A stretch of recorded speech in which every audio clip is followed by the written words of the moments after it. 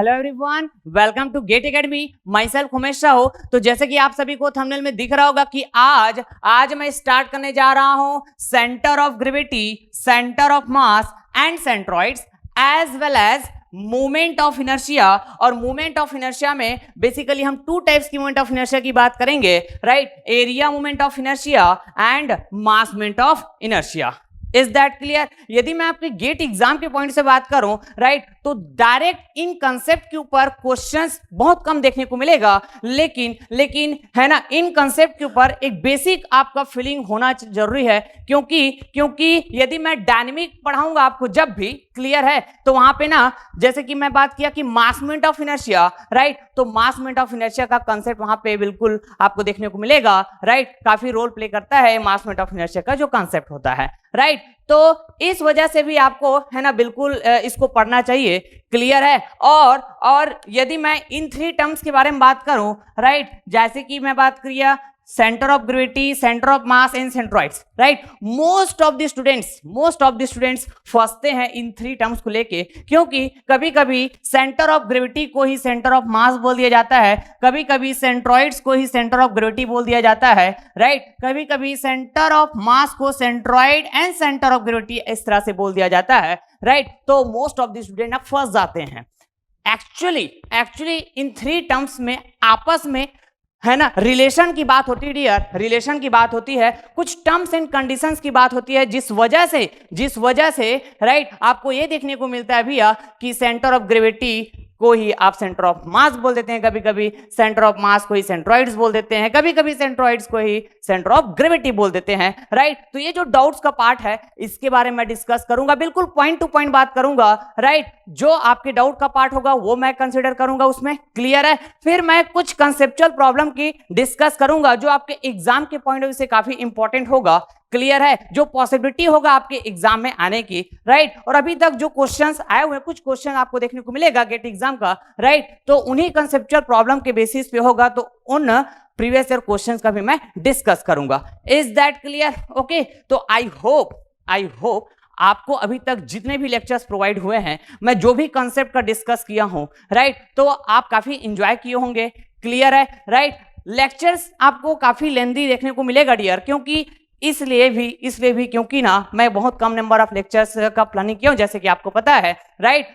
तो मेरे को कम नंबर ऑफ लेक्चर्स में, है ना, ऑलमोस्ट सारे टॉपिक्स को कवर करना होता है, राइट? जैसे कि जब जस्ट लास्ट लेक्चर में मैंने आपको ट्रस्ट का कंसेप्ट दिया, समझ रहे हैं क्या बात को? क्लियर है?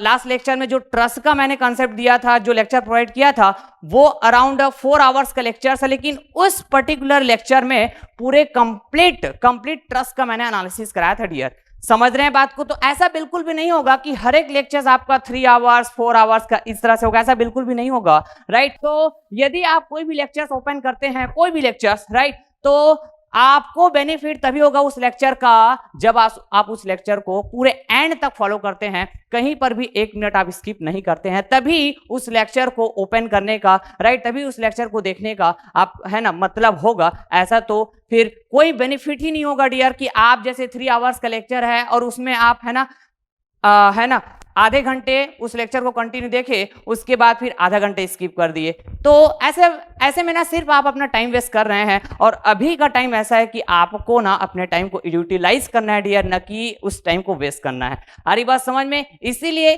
मैं फिर से ये सजेस्ट करूंगा आपको कि यदि आप crash course of engineering mechanics subject follow कर रहे होंगे, तो प्रॉपर जब भी आप लेक्चर ओपन करेंगे, तो लेक्चर के साथ पूरे एंड तक आप बने रहिएगा, तभी आपका टाइम भी यूटिलाइज होगा और कंसेप्चुअली आपको बेनिफिट भी होगा उस लेक्चर को फॉलो करने का।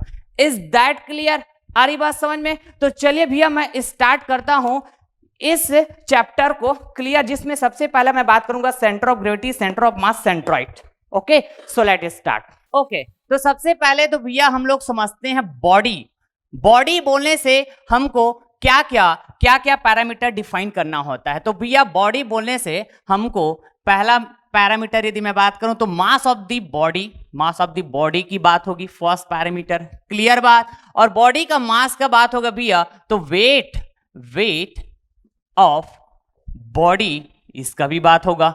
Is that clear? आ रही बात समझ में? ओके, और जब ये बॉडी ग्रेविटेशनल फील्ड में रखा हो तब, क्योंकि weight is nothing but what, gravitational force that is acting by the earth on the body. तो ग्रेविटेशनल फोर्स में होगा ये बॉडी, राइट। तो भैया राइट, ये बॉडी का जो भी मास होगा, ओके, तो इस मास के कारण जो ग्रेविटी फोर्स होगा वो एक्ट करेगा bye the earth on the body, तो भैया उसी को बोलते हैं वेट ऑफ द बॉडी। तो भैया आपके अराउंड में जितने भी बॉडी है वो सभी क्या है, ग्रेविटेशनल फील्ड में है। ग्रेविटेशनल फील्ड में तो उसका यदि मास है तो वेट का भी बात होगी, and this weight is nothing but what, जैसे मैं W बोला तो भैया this will be nothing but m into g।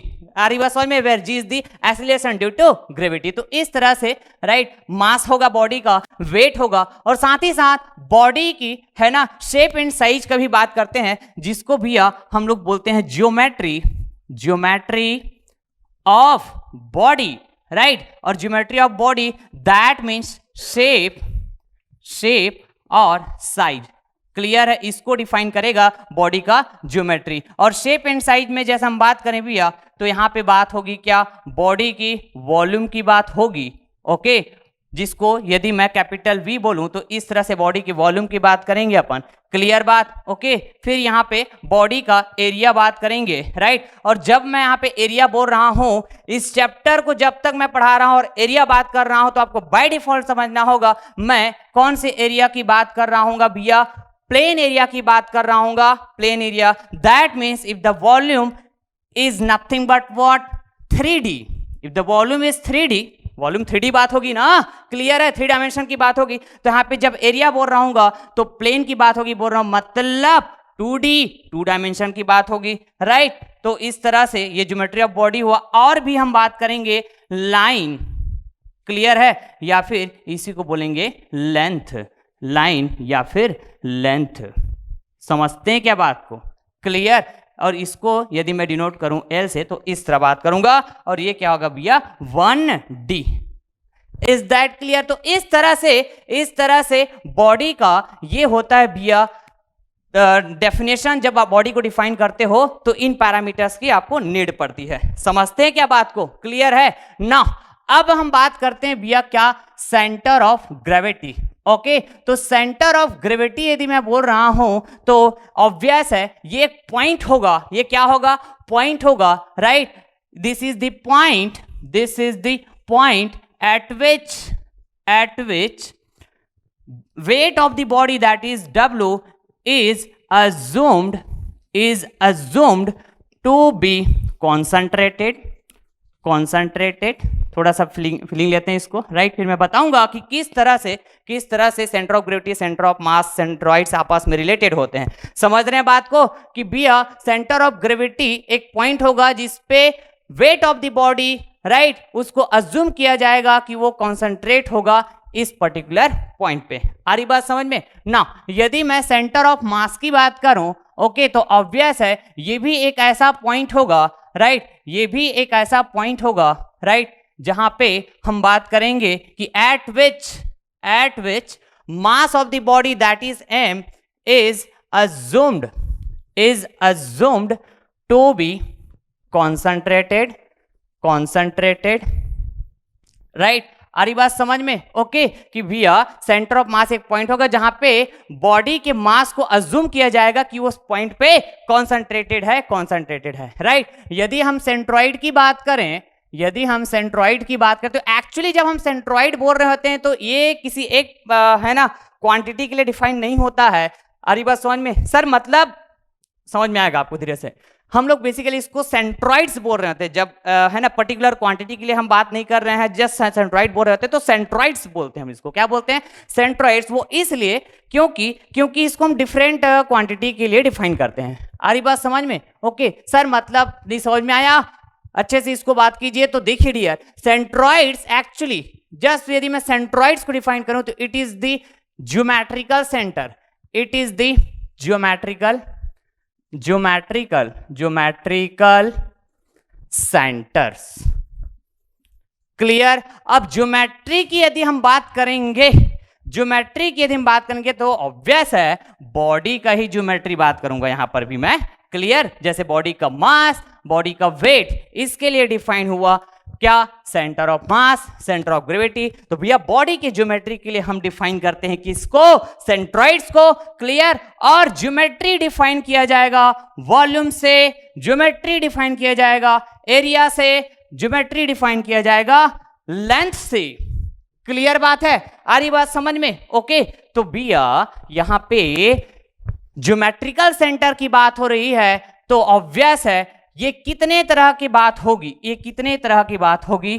तो हम लोग क्या बात करेंगे बताइए। यदि हम वॉल्यूम का सेंटर की बात करेंगे, मतलब सेंट्रॉइड ऑफ वॉल्यूम, राइट। यदि हम उस प्लेन एरिया का, उस 2D एरिया का जो मैं भी जस्ट बात किया, इसका सेंटर की बात करेंगे तो सेंट्रॉइड ऑफ एरिया। यदि मैं उस लेंथ का जो 1 डायमेंशन है, राइट, तो जब हम प्रॉब्लम करने जाएंगे, राइट, तो वहां पे हम लाइन का भी बात करते हैं, इसलिए लाइन 1 डायमेंशन मतलब लेंथ भी आप बात करोगे तो वो भी एक तरह का 1 डायमेंशन होगा। तो आप यहां पे इस लाइन का बोलिए चाहे आप लेंथ का बोलिए, इसके सेंटर की बात करेंगे, क्लियर है, तो आप बोलेंगे सेंट्रॉइड ऑफ लाइन। क्लियर बात, आ रही बात समझ में? तो इस तरह से आप देख पाए जो सेंट्रॉइड्स है किसी एक क्वांटिटी के लिए आप डिफाइन नहीं कर रहे हैं, आ रही बात समझ में? अलग अलग क्वांटिटी के लिए डिफाइन कर, और क्वांटिटी मतलब एक तरह यहाँ पे हम बात होगी क्या, फिजिकल क्वांटिटी। तो भैया जब मैं ज्योमेट्री बोल रहा हूं, ठीक है, वॉल्यूम, एरिया और लेंथ को, राइट, तो ये एक तरह का क्वांटिटी भी तो है, फिजिकल क्वांटिटी। आ रही बात समझ में? ओके, वॉल्यूम, एरिया, लेंथ बोलते हैं ना अपन, राइट। तो ये है आपके पास 3D, सेंट्रॉइड ऑफ वॉल्यूम को 3D में डिफाइन किया जाएगा, ओके। सेंट्रॉइड ऑफ एरिया की जब बात होगी तो 2D में डिफाइन किया जाएगा, ओके, और ये 1D में डिफाइन किया जाएगा। इतनी सी बात क्लियर है क्या, बताइए आप मेरे को, इतनी सी बात क्लियर है क्या? बिल्कुल क्लियर है, बिल्कुल क्लियर, राइट। तो भैया जब मैं बोलता हूं सबसे पहले यहां पे बॉडी, चलो ये कोई बॉडी है जनरल शेप का, राइट, तो कोई भी जो बॉडी होता है, कोई भी बॉडी, राइट, कोई भी बॉडी आपके राउंड में कोई भी बॉडी हो, समझना इस बात को, all bodies are 3D body, 3D body. इतना सा बात क्लियर है क्या? बिल्कुल क्लियर होना चाहिए, बिल्कुल क्लियर होना चाहिए, राइट। तो भैया ये जो बॉडी है नंबर ऑफ ऐसे पार्टिकल से मिलके बना हुआ होगा, नंबर ऑफ ऐसे पार्टिकल से मिलके बना हुआ होगा। समझते हैं क्या बात को? क्लियर है, ओके। और इन नंबर ऑफ पार्टिकल्स का यदि मैं बात करूं, कुछ ना कुछ मास होगा। यदि इस होल बॉडी का मास है भैया कैपिटल M, जैसा कि मैंने जस्ट कहा, यदि इस होल बॉडी का जो वेट है, राइट, जैसा कि मैंने कहा क्या, W है भैया, क्या बताइए, W है, जैसा भी जस्ट मैंने बताया, राइट। तो ये जो वेट है और ये जो मास, ऐसा मैं यदि बोल रहा हूं तो ये ना through out the volume of the body distributed है। क्यों? क्योंकि ये बॉडी नंबर ऑफ पार्टिकल से मिलकर बना हुआ है, नंबर ऑफ पार्टिकल से मिलकर बना हुआ है। तो उन नंबर ऑफ पार्टिकल्स का खुद है ना, खुद का कुछ ना कुछ मास होगा, राइट। तो मास होने के कारण अब वो ग्रेविटेशनल फील्ड में है, तो उन पार्टिकल्स का भी है ना खुद का वेट होगा। तो देख पाएंगे ये पार्टिकल्स पूरा डिस्ट्रीब्यूटेड है ना through out the volume of the body, तो मास भी डिस्ट्रीब्यूटेड होगा, वेट भी डिस्ट्रीब्यूटेड होगा through out the volume of the body, through out the volume of the body. तो सर क्या आप ये बोलना चाह रहे हैं कि ये सेंटर ऑफ ग्रेविटी जो हम बात करेंगे, सेंटर ऑफ मास जो बात करेंगे, राइट, ये हमारा एक अजम्पशंस वाला पार्ट? यस डियर, यस, ये बिल्कुल भी है ना रियल वाली बात नहीं है, अजम्पशंस वाली बात है। क्योंकि आप क्या बोल रहे हो कि सेंटर ऑफ ग्रेविटी एक ऐसा पॉइंट होगा जहां पे बॉडी के होल वेट को अज्यूम किया जाता है कि वो इस पॉइंट पे कैसा हो, कॉन्सेंट्रेट हो, राइट। सेंटर ऑफ मास एक पॉइंट को डिफाइन करेगा, राइट, जहां पे एज्यूम किया जाता है भैया बॉडी का होल मास जो है, राइट, इस पॉइंट पे कॉन्सेंट्रेट हो। लेकिन ऐसा तो बिल्कुल भी नहीं होता है एक्चुअल प्रैक्टिस में। जब आप देखोगे बॉडी को तो throughout the volume of the body mass भी डिस्ट्रीब्यूटेड होता है, right, throughout the volume of the body weight भी डिस्ट्रीब्यूटेड होगा। क्यों? क्योंकि ये नंबर ऑफ पार्टिकल से मिलके बना हुआ होगा। इतना सा बात क्लियर है? अरे इतना सा बात क्लियर क्या बताइए। तो हम यहाँ पे सेंटर ऑफ ग्रेविटी और सेंटर ऑफ मास, अरे बात समझ में, इसको इस तरह से डिफाइन करते हैं।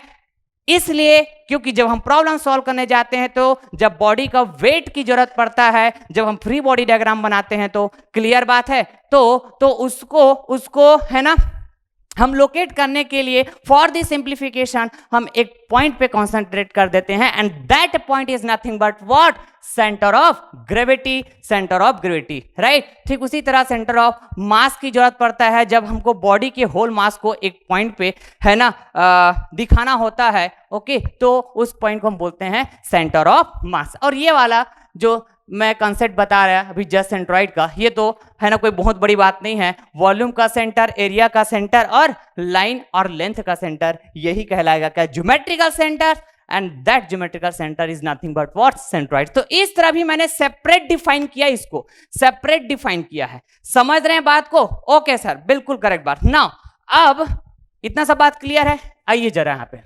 राइट।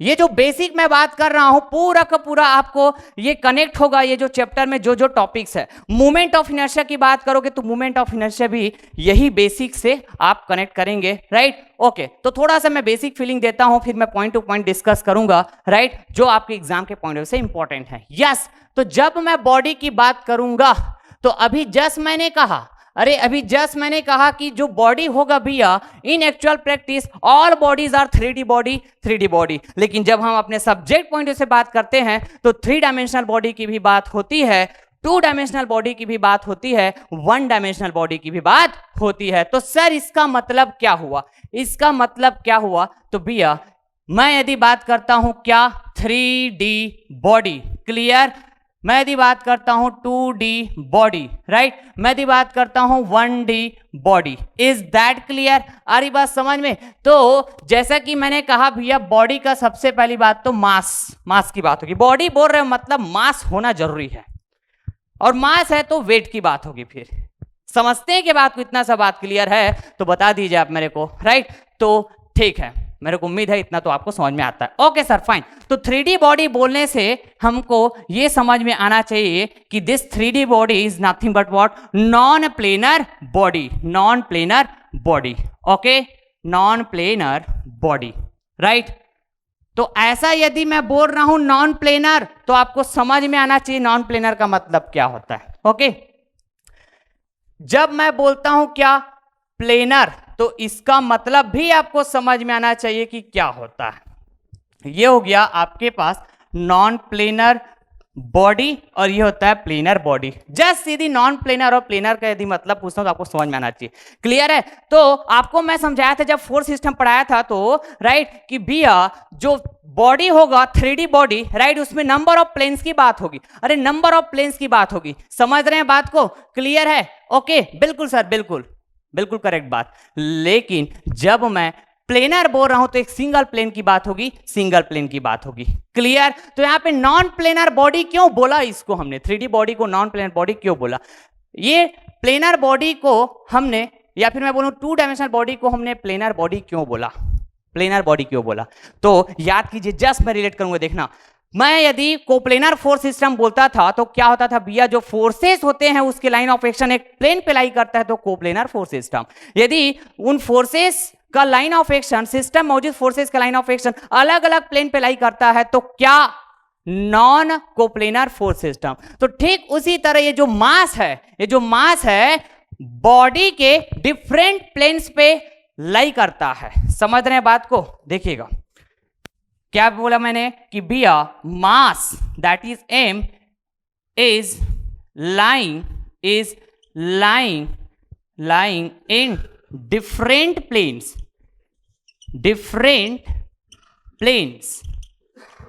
तो इसी को हम बोलेंगे नॉन प्लेनर बॉडी। और यही होता है आपके पास एक्चुअल बॉडी, जो एक्चुअल प्रैक्टिस में, जो आपके डेली लाइफ में देखने को मिलता है। All bodies are 3D body, तो भैया एक्चुअली उसका मास जो होता है वो है ना अलग अलग प्लेन में कैसा होता है, लाई करता है। समझ रहे हैं बात को? लेकिन ये जो 2 डायमेंशनल बॉडी है और ये जो 1 डायमेंशनल बॉडी है, एक्चुअली ये तो हमारा अजम्पशंस वाला पार्ट होता है, 2 डायमेंशनल बॉडी 1 डायमेंशनल बॉडी। तो अभी समझ में आएगा, राइट, अभी समझ में आएगा। और ये समझना जरूरी है, तभी आपको ना मूवमेंट ऑफ इनर्शिया का जो कंसेप्ट है, बेसिक फीलिंग है, वो आपका गजब का होगा। क्लियर बात है? यदि मैं बात करूं centre of gravity, centre of mass, centre of, उसका जो एक बेसिक फीलिंग है वो गजब का होगा। आ रही बात समझ में? तो सर क्या आप यहां पे ये बोलना चाह रहे हैं क्या कि प्लेनर बॉडी की बात कर रहे हैं, मतलब यहां पे जो मास की बात करेंगे, मास की बात करेंगे, वो प्लेन पे लाई करेगा, एक सिंगल प्लेन पे लाई करेगा। Yes dear yes. तो यहां पे जो मास होगा इज ऑलमोस्ट, ऐसा बोलना ज्यादा सही होगा, mass is almost, right, mass is almost lying in a single plane.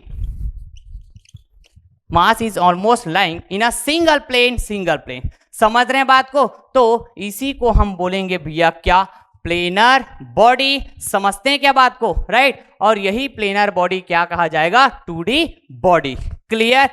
बिल्कुल बिल्कुल क्लियर होना चाहिए, बिल्कुल क्लियर होना चाहिए। Okay sir, fine. तो वन डायमेंशनल बॉडी में अब तो आपको ऑब्वियसली समझ में आ रहा होगा, वन डायमेंशनल मतलब मैं क्या बोलूंगा, लेंथ और लाइन, मतलब एक लाइन में लाई करेगा बॉडी का मास। समझना बात को, एक लाइन में लाई करेगा बॉडी का मास, ऐसा हम डिफाइन करते हैं इसको। ओके, तो वन डायमेंशनल बॉडी को हम क्या बोलेंगे कि यहां पे भी जो मास होगा इज ऑलमोस्ट, ऐसा बोलना ज्यादा सही होगा, is almost lying in a line. तो ऐसे बॉडी को हम बोलेंगे, ऐसे बॉडी को हम बोलेंगे क्या, वन डायमेंशनल बॉडी, राइट? तो 3D बॉडी का एग्जांपल बताइए। तो आपके राउंड में हर एक बॉडी कैसा है, 3D बॉडी है। अरे बात समझ में? जब 2D बॉडी बोल रहा हूं मतलब क्लियर, तो इसके लिए एग्जांपल क्या होगा? ओके, 1D बॉडी बोल रहा हूं तो इसके लिए एग्जांपल क्या होगा? तो यहां पे ना जितने भी आप प्लेट की बात करते हो, राइट, प्लेट, आई से प्लेट, क्लियर है, वो सभी क्या है, 2 डायमेंशनल बॉडी है, 2 डायमेंशनल बॉडी। क्लियर? और ये 1D बॉडी की बात करता हूं तो जो आप रॉड की बात करते हो, क्लियर है, आप स्ट्रेट वायर की बात करते हो, सभी क्या है, 1 डायमेंशनल बॉडी है। आ रही बात समझ में? क्लियर है? तो आप सोचेंगे कि सर वो भी तो 3D है ना, वायर की बात कर रहे हो या फिर प्लेट की बात कर रहे हो, राइट, वो भी तो 3D है ना। क्लियर है? तो 3D है, मैं तो वही बोल रहा हूं ना, all bodies are 3D body, all bodies are 3D body. लेकिन जिस तरह हम अपने सब्जेक्ट पॉइंट ऑफ व्यू से डिफाइन करते हैं बॉडी को, वो इस तरह से डिफाइन करते हैं, इस तरह से। क्लियर है? तो ये और आपको क्लियर होगा, ये और आपको क्लियर होगा, क्लियर होना जरूरी है, तभी आपको जो डाउट है वो क्लियर होगा डियर, राइट, क्लियर होगा। मूवमेंट ऑफ इनर्शिया का जो डाउट रहता है, और centre of gravity, centre of mass, centroid का जो डाउट होता है। तो अभी जो जस्ट एग्जांपल बताया ना, उसको और फिल करते थोड़ा सा। ओके, तो इतना सा बात क्लियर होगा, आई होप इतना सा बात आपको पूरा का पूरा क्लियर हुआ होगा, राइट? और ये डेफिनेशन, इस डेफिनेशन को बिल्कुल आप स्क्रीनशॉट ले लीजिएगा, कभी नहीं फंसेंगे, फिर कभी नहीं फंसेंगे। Is that clear? बने रहेगा वीडियो लेक्चर के साथ, मजा आएगा आपको। कंसेप्चुअली आप कभी नहीं फंसेंगे डियर, कभी नहीं फंसेंगे, राइट? और अभी एमएसक्यू क्वेश्चंस भी आएगा आपको, जिसके आपको पता होगा। क्लियर है? तो कभी कभी centre of gravity, centre of mass, centroids को लेके भी आपके पास ऐसे क्वेश्चन आ सकते हैं, राइट, जो कंसेप्चुअली फ्रेम किया होगा क्वेश्चंस, राइट? तो इसीलिए थोड़ा सा मैं एक बेसिक फीलिंग दे रहा हूं, उसको यदि आप अंडरस्टैंड कर लेते हैं डियर, कभी नहीं फंसेंगे। ओके, तो अभी जैसे मैं बॉडी को डिफाइन किया, 3D body, 2D body, 1D body, तो मास के बेसिस पे ऐसे हम डिफाइन करते हैं। मास के बेसिस पे कि वो डिफरेंट प्लेन्स पे है, कि सिंगल प्लेन पे है, कि एक लाइन में है। समझ रहे हैं बात? क्लियर है? ओके, तो इस तरह से वो बात होगी जैसा मैं भी डिफाइन किया हूं।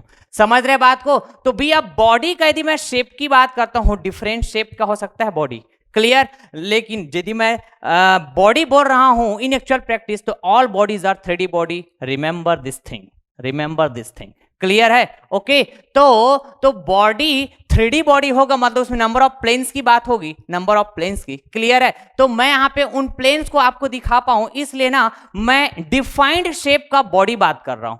क्लियर बात है? तो जैसा अभी मैं डिफाइन किया बॉडी को, उसके अकॉर्डिंग यहां पे डिफाइंड शेप में वो बॉडी दिख रहा होगा। क्लियर? ये क्यूबॉइड शेप का बॉडी है, राइट? अरे बात समझ में? ओके, और ये क्या है भी आपके पास एक प्लेट जैसा बॉडी है। क्लियर बात है? अरे बात समझ में? इस तरह के शेप का, राइट, जिसको आप बोल सकते हैं रेक्टेंगुलर प्लेट, स्क्वायर प्लेट, इस तरह से, राइट? और ये समझ जाइए कोई है ना, इस तरह की बॉडी है जैसे rod, right, straight rod, straight wire. समझते हैं क्या बात को? क्लियर है? तो ऐसा हम डिफाइन करेंगे 3D बॉडी को, जिसमें मास डिफरेंट प्लेन्स पे लाई करेगा, that is also called non planar body, right, जिसमें मास, ये ग्रीन कलर से जो बात किया हो ना, ये मास है, मास जो आप देख पाएंगे अलग अलग प्लेन में। देखो उधर लेफ्ट, उधर जैसे ऐसे बात करूं मैं, rightward plane, leftward plane, right, top plane, bottom plane, front plane, back plane, सभी प्लेन में है ये मास, बॉडी का मास डिस्ट्रीब्यूटेड है। समझ रहे हैं क्या बात को? Through out the volume, clear, okay. लेकिन यहां पे मैं बात करूं 2 डायमेंशनल बॉडी में, तो भी यहाँ पे जो मास है वो ना एक प्लेन पे लाई कर रहा है, सिंगल प्लेन पे, क्लियर है, एज पर आवर डेफिनेशन, और ऐसा ही डिफाइन होगा, और यही कंसेप्ट है, इसी के बेसिस पे हम, राइट, जब हम मूवमेंट ऑफ इनर्शिया पढ़ते हैं, क्लियर बात है, जिसमें हम मास मोमेंट ऑफ इनर्शिया की बात करेंगे तो प्लेनर बॉडी का मास मोमेंट ऑफ इनर्शिया बात करते हैं, नॉन प्लेनर बॉडी का मास मोमेंट ऑफ इनर्शिया बात करते हैं। तो इसी डेफिनेशन के बेसिस पे, समझ रहे हैं बात को, 1 डायमेंशनल बॉडी के लिए मास मोमेंट ऑफ इनर्शिया बात करते हैं, तो यहाँ पे 1 डायमेंशनल में, राइट, एक लाइन में ही है ना, जो मास होगा वो लाई करेगा, ऑलमोस्ट ऐसा डिफाइन करते हैं हर जगह, ऑलमोस्ट, क्लियर है, अरे बात समझ में। अब ऐसा ये जो डिफाइन किया हूं, राइट, ये कहां से आता है? यहां से। तो यहां पे जो मैं बॉडी दिखाया हूं, ये सभी कैसा पता है, क्यूबॉइड शेप का बॉडी है, राइट, और सभी 3D बॉडी है, और एक्चुअल बॉडी है ये। समझ रहे हैं क्या बात को? क्लियर है। आप कितना भी छोटा बॉडी बात कर लीजिए इन एक्चुअल प्रैक्टिस, क्लियर है, all bodies are 3D body, और ये एक्चुअल बॉडी है। एक्चुअल प्रैक्टिस में जो डेली लाइफ में देखते हो वो इस तरह के होंगे, क्लियर है। यदि मैं शेप वाइज बात करता हूं तो, और जनरल शेप का तो बॉडी हो गई, वो भी 3D बॉडी होगा, लेकिन शेप वाइज बात करूं, राइट, डिफाइंड शेप में बात करूं, जिसमें मैं प्लेन्स को दिखा पाऊं, तो यहाँ पे क्यूबॉइड शेप का 3 तरह का मैं बॉडी लिया हूं, and all this 3 body are nothing but 3D body. तो ये है एक्चुअल बॉडी, क्लियर, जो आपके डेली लाइफ में देखने को मिलता है। एक्चुअल बॉडीज बोल देता हूं मैं, एक्चुअल बॉडीज, राइट, ये रहा 1, ये रहा 2, और ये रहा 3, clear. X dimension, y dimension, z dimension, 3 dimension में आपको देखने को मिलेगा, राइट, ये रहा A B C, क्लियर। यहां भी x dimension that is A, Y dimension that is C, Z dimension that is B, clear. यहां भी आपको देखने को मिलेगा कि X dimension that is A, Y dimension that is C, and Z dimension that is B, clear. और इन्हीं bodies को एज अ मैं डिफाइन किया हूं 3D body, 2D body and 1D body, clear. वही एक्चुअल प्रैक्टिस में जो body देखने को मिलेगा आपको, क्लियर। इसको ऐसा क्यों डिफाइन किया, इसको मैं ऐसा क्यों डिफाइन किया, क्लियर है। So reason is that, clear. First case में यदि आप देखोगे तो यहां पर भी जो मास है वो डिफरेंट प्लेन्स पे लाई कर रहा है, बॉडी का मास। सेकेंड केस में देखोगे तो यहां पर भी डिफरेंट प्लेन्स पे लाई कर रहा है जो बॉडी का मास है। यहां पर भी बात करोगे तो ये डिफरेंट प्लेन्स पे लाई कर रहा है। लेकिन डायमेंशन वाइज बात करूं तो भैया यहां पे जो फर्स्ट केस में, क्लियर है, राइट, A B C, ये 3 डायमेंशन, राइट, अपने आप में काफी अच्छा खासा है, राइट, जिसको आप नेग्लेक्ट नहीं कर सकते। समझ रहे हैं क्या बात को? क्लियर है। नॉट निग्लिजिबल, क्लियर है। तो ऐसे बॉडी जिसके ऑल 3 डायमेंशंस निग्लिजिबल नहीं है, तो उसको हम अपने सब्जेक्ट पॉइंट ऑफ व्यू से बात करें तो बोलेंगे क्या? 3 dimensional body, that is non planar body. समझते हैं क्या बात को? ये हमारे सब्जेक्ट पॉइंट ऑफ व्यू से बात कर रहा हूं मैं, clear. Subject point of view, is that clear. और इधर मैं बात कर रहा हूं एक्चुअल बॉडीज। तो अब देखिए पूरा कनेक्ट करता हूं मैं, आ रही बात समझ में? तो जैसा यहां पे था ये बॉडी, वैसे ही मैं इधर भी बात कर रहा हूं सब्जेक्ट पॉइंट ऑफ व्यू से, एक्चुअल बॉडी, क्लियर। यदि एक्चुअल बॉडीज में यदि कुछ बॉडी ऐसा दिखे आपको कि भैया यहां पे आप देखेंगे कि जो बी डायमेंशन है, ये जो बी डायमेंशन है ये कैसा है? निग्लिजिबल है, clear. Negligible, right, that is negligible, okay. और निग्लिजिबल है तो मैं इसको टेंस टू 0 कह सकता हूं, राइट। और टेंस टू 0 कह रहा हूं मतलब उसको मैं नेग्लेक्ट कर दूंगा, और नेग्लेक्ट कर दूंगा तो यहां पे ये जो मास है बॉडी का, ये डिफरेंट प्लेन्स पे आप देख पा रहे थे, ये अब एक सिंगल प्लेन पे आ जाएगा, ये अब सिंगल प्लेन पे लाई करेगा ये मास जो है, तो आपको कुछ इस तरह से दिखेगा, इस तरह से, राइट। तो ये 3 डायमेंशन से अब कितने डायमेंशन पे आ गया, तो आपका जवाब होना चाहिए 2 डायमेंशन में आ गया सर, 2 डायमेंशन पे आ गया। बने रहेगा लेक्चर के साथ, ओके ना। ठीक उसी तरह यहां पे यदि मैं बात करूं डियर, यहां पे यदि मैं बात करूं तो ये भी 3 डायमेंशन बॉडी है, यदि मैं एक्चुअल बॉडी बोल रहा हूं तो ये भी 3 डायमेंशन बॉडी है, लेकिन इसके 3 डायमेंशंस पे ये जो 2 dimension that is b and c, right, both are negligible, okay, both are negligible, right. कैसा है भैया, निग्लिजिबल है, negligible, right, negligible, both are negligible. समझ रहे हैं बात को, मतलब B tends to 0 and C tends to 0, clear है। और टेंस टू 0 बोल रहा हूं मतलब मैं निग्लेक्ट कर दूंगा, तो ये जो बॉडी का मास है ये आपको डिफरेंट प्लेन्स पे दिख रहा था, अब ये आपको ना एक सिंगल लाइन पे दिखाई देगा, सिंगल लाइन पे लाई करता हुआ दिखाई देगा, ये मास जो है as per our definition, and this is the concept, this is the concept, clear है। तो बी और सी डायमेंशन दोनों नेग्लेक्ट हो गया भैया, तो सिर्फ ए डायमेंशन दिखेगा आपको, लाइक दिस। इतना सा बात क्लियर है क्या, बताइए तो। अरे क्लियर है, बिल्कुल कमेंट बॉक्स में कमेंट करते जाइएगा, गजब का कंसेप्ट दे रहा हूं डियर आपको, क्लियर है, ओके। मैं कोई डेरिवेशन की बात नहीं करूंगा, लेकिन एक ऐसा फीलिंग दे दूंगा आपको, right, centre of gravity, centre of mass, centroid and movement of inertia का, राइट, कि आपके एग्जाम में कंसेप्चुअली क्वेश्चन आएगा तो आप बिल्कुल आसानी से हैंडल करेंगे। समझते हैं क्या बात को, क्लियर है। तो इतना सा बात क्लियर है, बिल्कुल क्लियर ना। तो अब ये तो हो गया भैया क्या, मैं बात किया मास की। अब मास है मतलब मैं बात करूंगा यहां पे क्या, वेट की बात करूंगा। क्या बात करूंगा बताइए, वेट, राइट।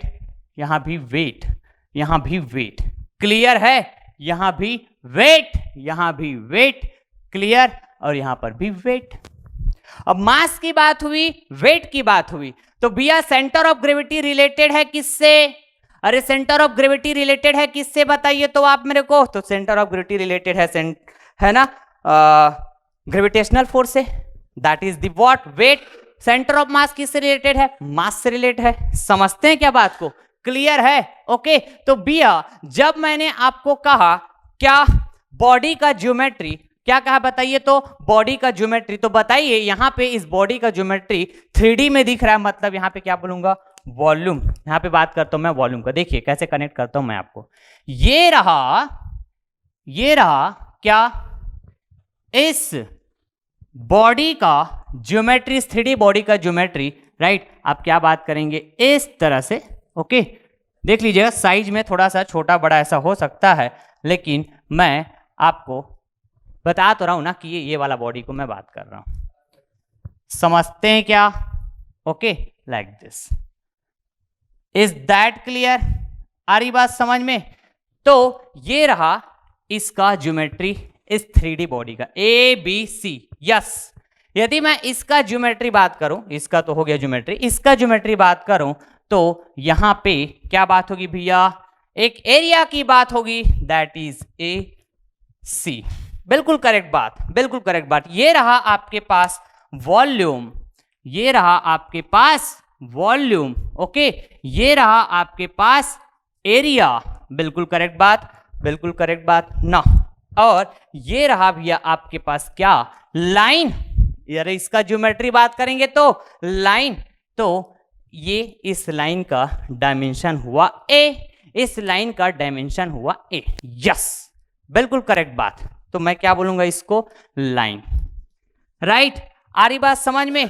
ये होता है भैया 3D, ये होता है 2D, जब मैं एरिया बोल रहा हूं तो प्लेन एरिया, राइट। और ये होता है 1D। इज दैट क्लियर, आपको दिख भी रहा है 1 डायमेंशन। समझते हैं क्या बात को, क्लियर है, ओके। तो इस वॉल्यूम का सेंटर, तो जैसे मैं अभी क्यूबॉइड शेप का जैसे बॉडी बात कर रहा था, राइट, तो डिफरेंट शेप का बॉडी होगा, तो डिफरेंट शेप की बॉडी का वॉल्यूम का सेंटर अलग अलग बात होगी। तो यहाँ पे जस्ट यदि मैं बात करूं तो बिल्कुल इस बॉडी के सेंटर पे होगा, अरे बिल्कुल इस बॉडी के सेंटर पे होगा, मतलब ये सेंट्रॉइड ऑफ वॉल्यूम। बोलूंगा क्या, बताइए, सेंट्रॉइड डिफाइन करूंगा ना भाई ज्योमेट्री के लिए, बिल्कुल। यहां पे यदि मैं बात करूं, ये प्लेन एरिया कैसा दिख रहा होगा आपको, रेक्टेंगल दिख रहा होगा, क्लियर, ये रहा विड्थ और ये रहा डेप्थ। तो ऐसे आपके पास डिफरेंट प्लेन एरिया की बात होगी, ट्रायंगुलर प्लेन एरिया, क्लियर है, सर्कुलर प्लेन एरिया, ओके। तो जस्ट अभी हम लोग उसका जस्ट मैं एंड रिजल्ट दिखाऊंगा सेंट्रॉइड का, ओके। तो ठीक है, अभी हम लोग कंसेप्चुअली इसको फील ले रहे हैं। तो इसका जो सेंटर होगा यहां कहीं पे होगा, बिल्कुल राइट। तो यही सेंटर क्या हो जाएगा, सेंट्रॉइड ऑफ एरिया। जस्ट यदि मैं बोलता हूं इसको रेक्टेंगल, तो क्लियर है, ओके, फील लेते जाइएगा, राइट। आपके ध्यान में सिर्फ इतना रहना चाहिए कि एरिया का सेंटर मतलब सेंट्रॉइड ऑफ एरिया, वॉल्यूम का सेंटर मतलब सेंट्रॉइड ऑफ वॉल्यूम। और इस तरह से मैं आपको रिलेट कर रहा हूं, एक क्यूबॉइड शेप का बॉडी है, राइट, जिसका ज्योमेट्री ये वॉल्यूम है, राइट, और ये है आपके पास एरिया, ओके। कौन सा एरिया भैया, ये प्लेन एरिया जिसपे ये बॉडी का मास लाई कर रहा है, यस, तो सेंट्रॉइड ऑफ एरिया हुआ, बिल्कुल करेक्ट बात। तो अब ये वो लाइन हुआ, राइट, जिसपे ये वन डायमेंशनल बॉडी के मास लाई कर रहा था, क्लियर है। तो ऑब्वियस है, इस लाइन का सेंटर बात करूंगा तो बिल्कुल इसका जो भी लेंथ होगा, तो ये ए बोल रहा हूं, ये क्या है, that is the length, right. तो यहां कहीं पे होगा सेंट्रॉइड ऑफ लाइन, बोल दीजिए, centroid of length, sorry, centroid of volume, centroid of area, centroid of length, और इसी को बोलिए सेंट्रॉइड ऑफ लाइन, क्लियर, दोनों का मतलब तो वही होगा, ओके। सेंट्रॉइड क्लियर हुआ, किस तरह मैंने यहां पे कनेक्ट किया, बिल्कुल सही बात ना।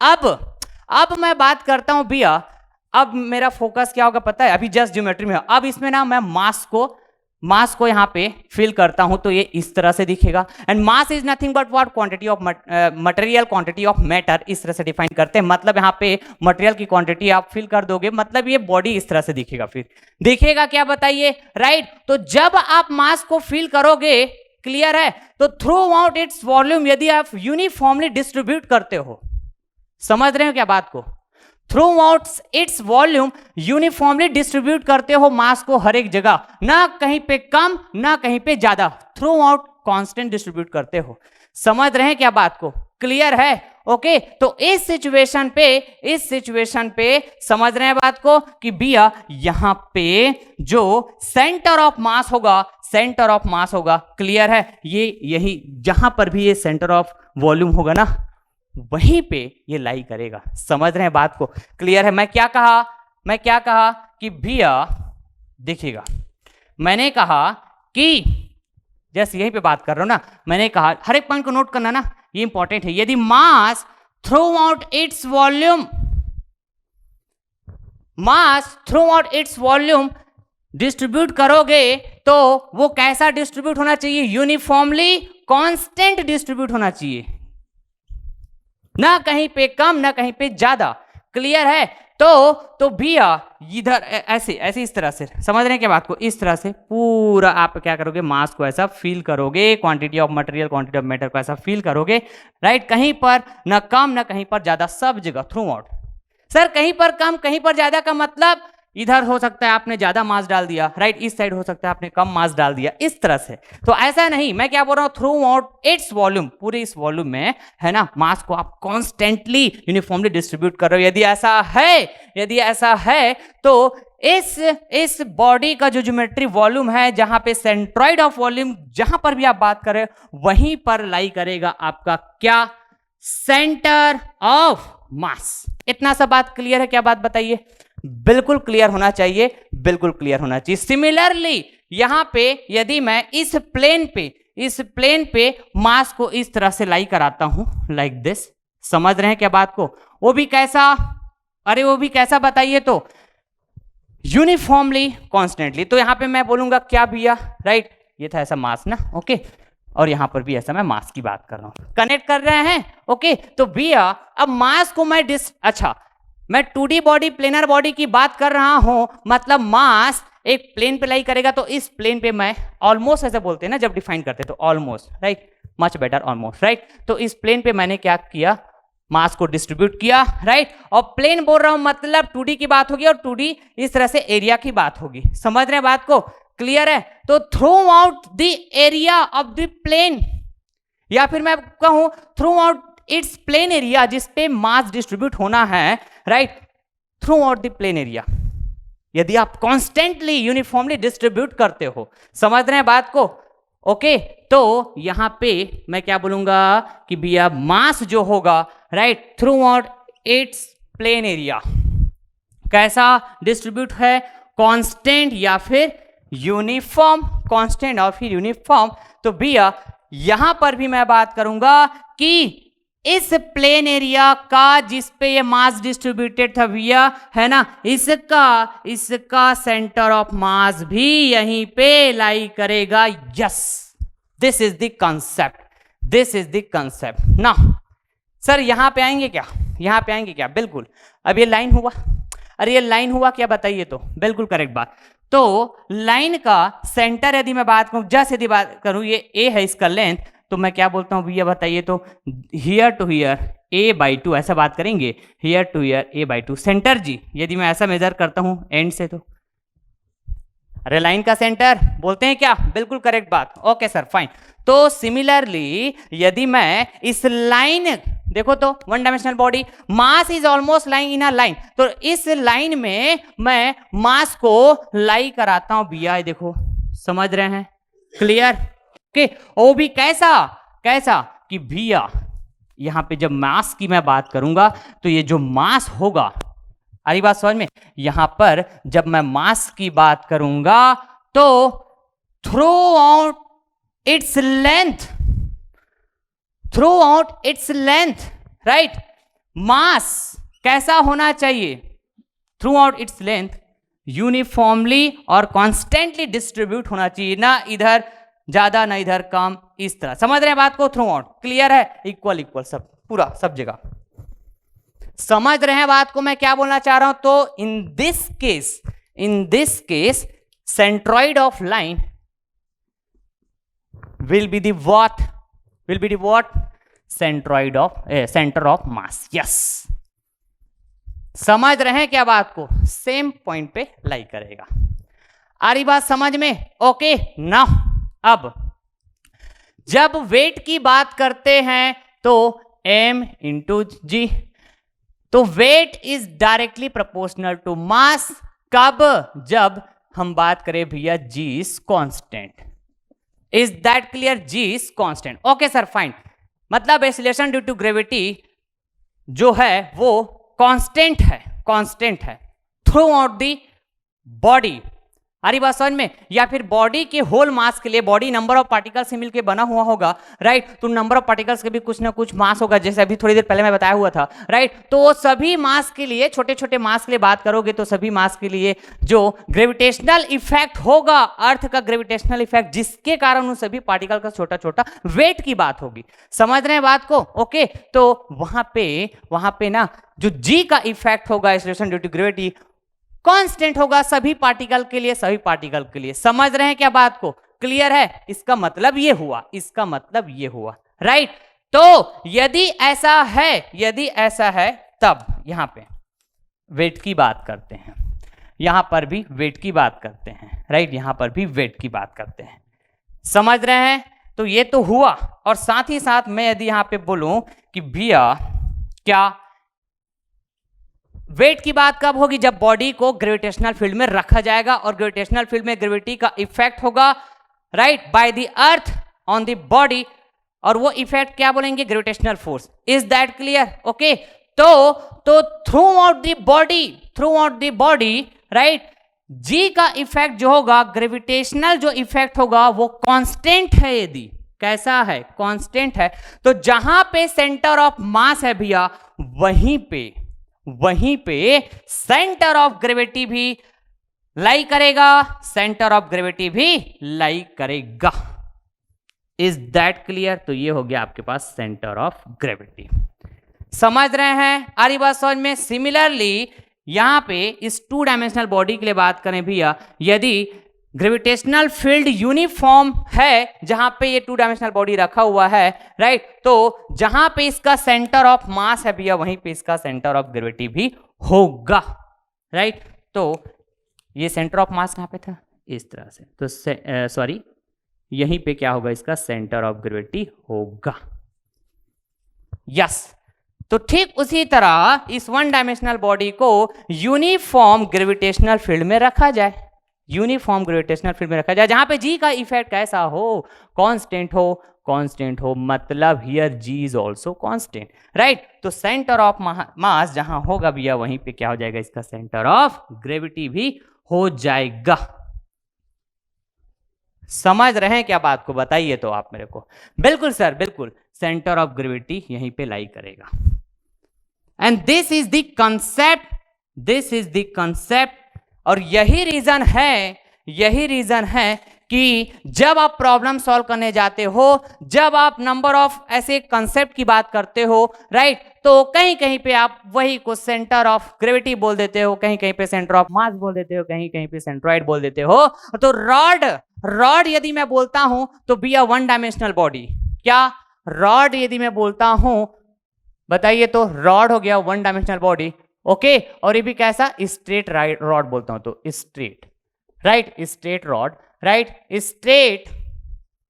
स्ट्रेट वायर की यदि मैं बात करूं, ये भी 1 डायमेंशनल बॉडी। तो इस तरह से आप देख पाएंगे, जिसमें उसका जो एक डायमेंशन होगा काफी डोमिनेटिंग होगा, क्लियर है। तो स्ट्रेट रॉड का बात करो, स्ट्रेट वायर का बात करो, राइट। यदि उसका लेंथ ए है सपोज करो, तो भैया उसका सेंटर ऑफ ग्रेविटी कहां पे होगा, तो क्या बोल देते हो आप, बताइए तो, a/2 एंड से यदि हम मेजर करते हैं, है ना, एंड से, उस रॉड के, उस वायर के एंड से यदि मैं मेजर करता हूं तो a/2 पे होगा, a/2 पे होगा। यदि लेंथ l है तो l/2 पे, l/2 पे। सेंटर ऑफ ग्रेविटी बोल देते हो, सेंट्रॉइड बोल देते हो, तब भी आप क्या बोल देते हो, a/2 पे, a/2 पे। सेंट्रॉइड बोल रहे तो बेसिकली आप 1 डायमेंशनल बॉडी बात करें तो सेंट्रॉइड ऑफ लेंथ या सेंट्रॉइड ऑफ लाइन, इस तरह से समझ रहे हैं। सेंटर ऑफ मास बोल दिए तो l/2।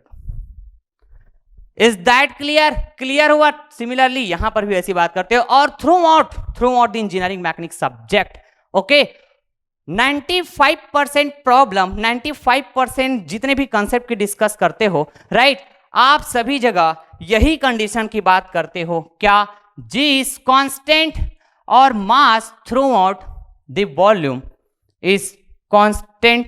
Mass throughout the volume is distributed uniformly. Mass throughout the plane area is distributed uniformly, right? Mass throughout the length, ये length है ना, confuse मत होना, mass throughout the length is distributed uniformly, that is constant. इस तरह से समझ रहे हैं बात को, ओके। और यही कंडीशन की वजह से आप बोल देते हैं भैया कि सेंटर ऑफ ग्रेविटी बोल दिए, मन किए तो सेंटर ऑफ मास बोल दिए, मन किए तो सेंट्रॉइड बोल दिए। और सेंट्रॉइड मतलब वो डिफाइन करेगा कि आप 3D के लिए बात कर रहे हो, 2D के लिए बात कर रहे हो, 1D के लिए बात कर रहे हो। 3D मतलब सेंट्रॉइड ऑफ वॉल्यूम बोल रहे होंगे, 2D मतलब सेंट्रॉइड ऑफ एरिया बोल रहे होंगे, और 1D मतलब centroid of line. Is that clear, okay. तो ये रहा भैया एक basic feeling centre of gravity, centre of mass and centroid का। समझ रहे हैं बात को, ओके। अब मुझे नहीं लगता कि आपको कभी भी कंफ्यूजन होगा। तो इसमें एग्जांपल की बात तो जैसे किया मैं, 1 डायमेंशनल बॉडी में ये एटसेट्रा बोल सकते हो आप, राइट। 2 डायमेंशनल बॉडी में आप बात कर सकते हो भैया प्लेट, राइट। तो circular plate, circular, right, circular plate बोल सकते हो आप, राइट। और सर्कुलर प्लेट को हम बोलते हैं डिस्क। क्या बोलते हैं बताइए, डिस्क। ट्रायंगुलर प्लेट भी बोल सकते हो आप, ट्रायंगुलर प्लेट। क्लियर, इस तरह से समझते हैं क्या बात को, क्लियर है। जितने भी आप प्लेट बात करते हो ना, जिसमें है ना 1 डायमेंशन बहुत छोटा हो, क्लियर है, बहुत छोटा मतलब ऐसे निगलेक्ट कर दोगे। एक्चुअल प्रैक्टिस, जो चाय पीते हो आप, जो कप की बात करते हो ना dear, that is actually the, है ना, from our subject point of view, you can consider that plate, right, जिसमें आप चाय पीते हो, ओके, उस प्लेट को आप कंसीडर कर सकते हैं कैसा, 2 dimensional body, that means planar body.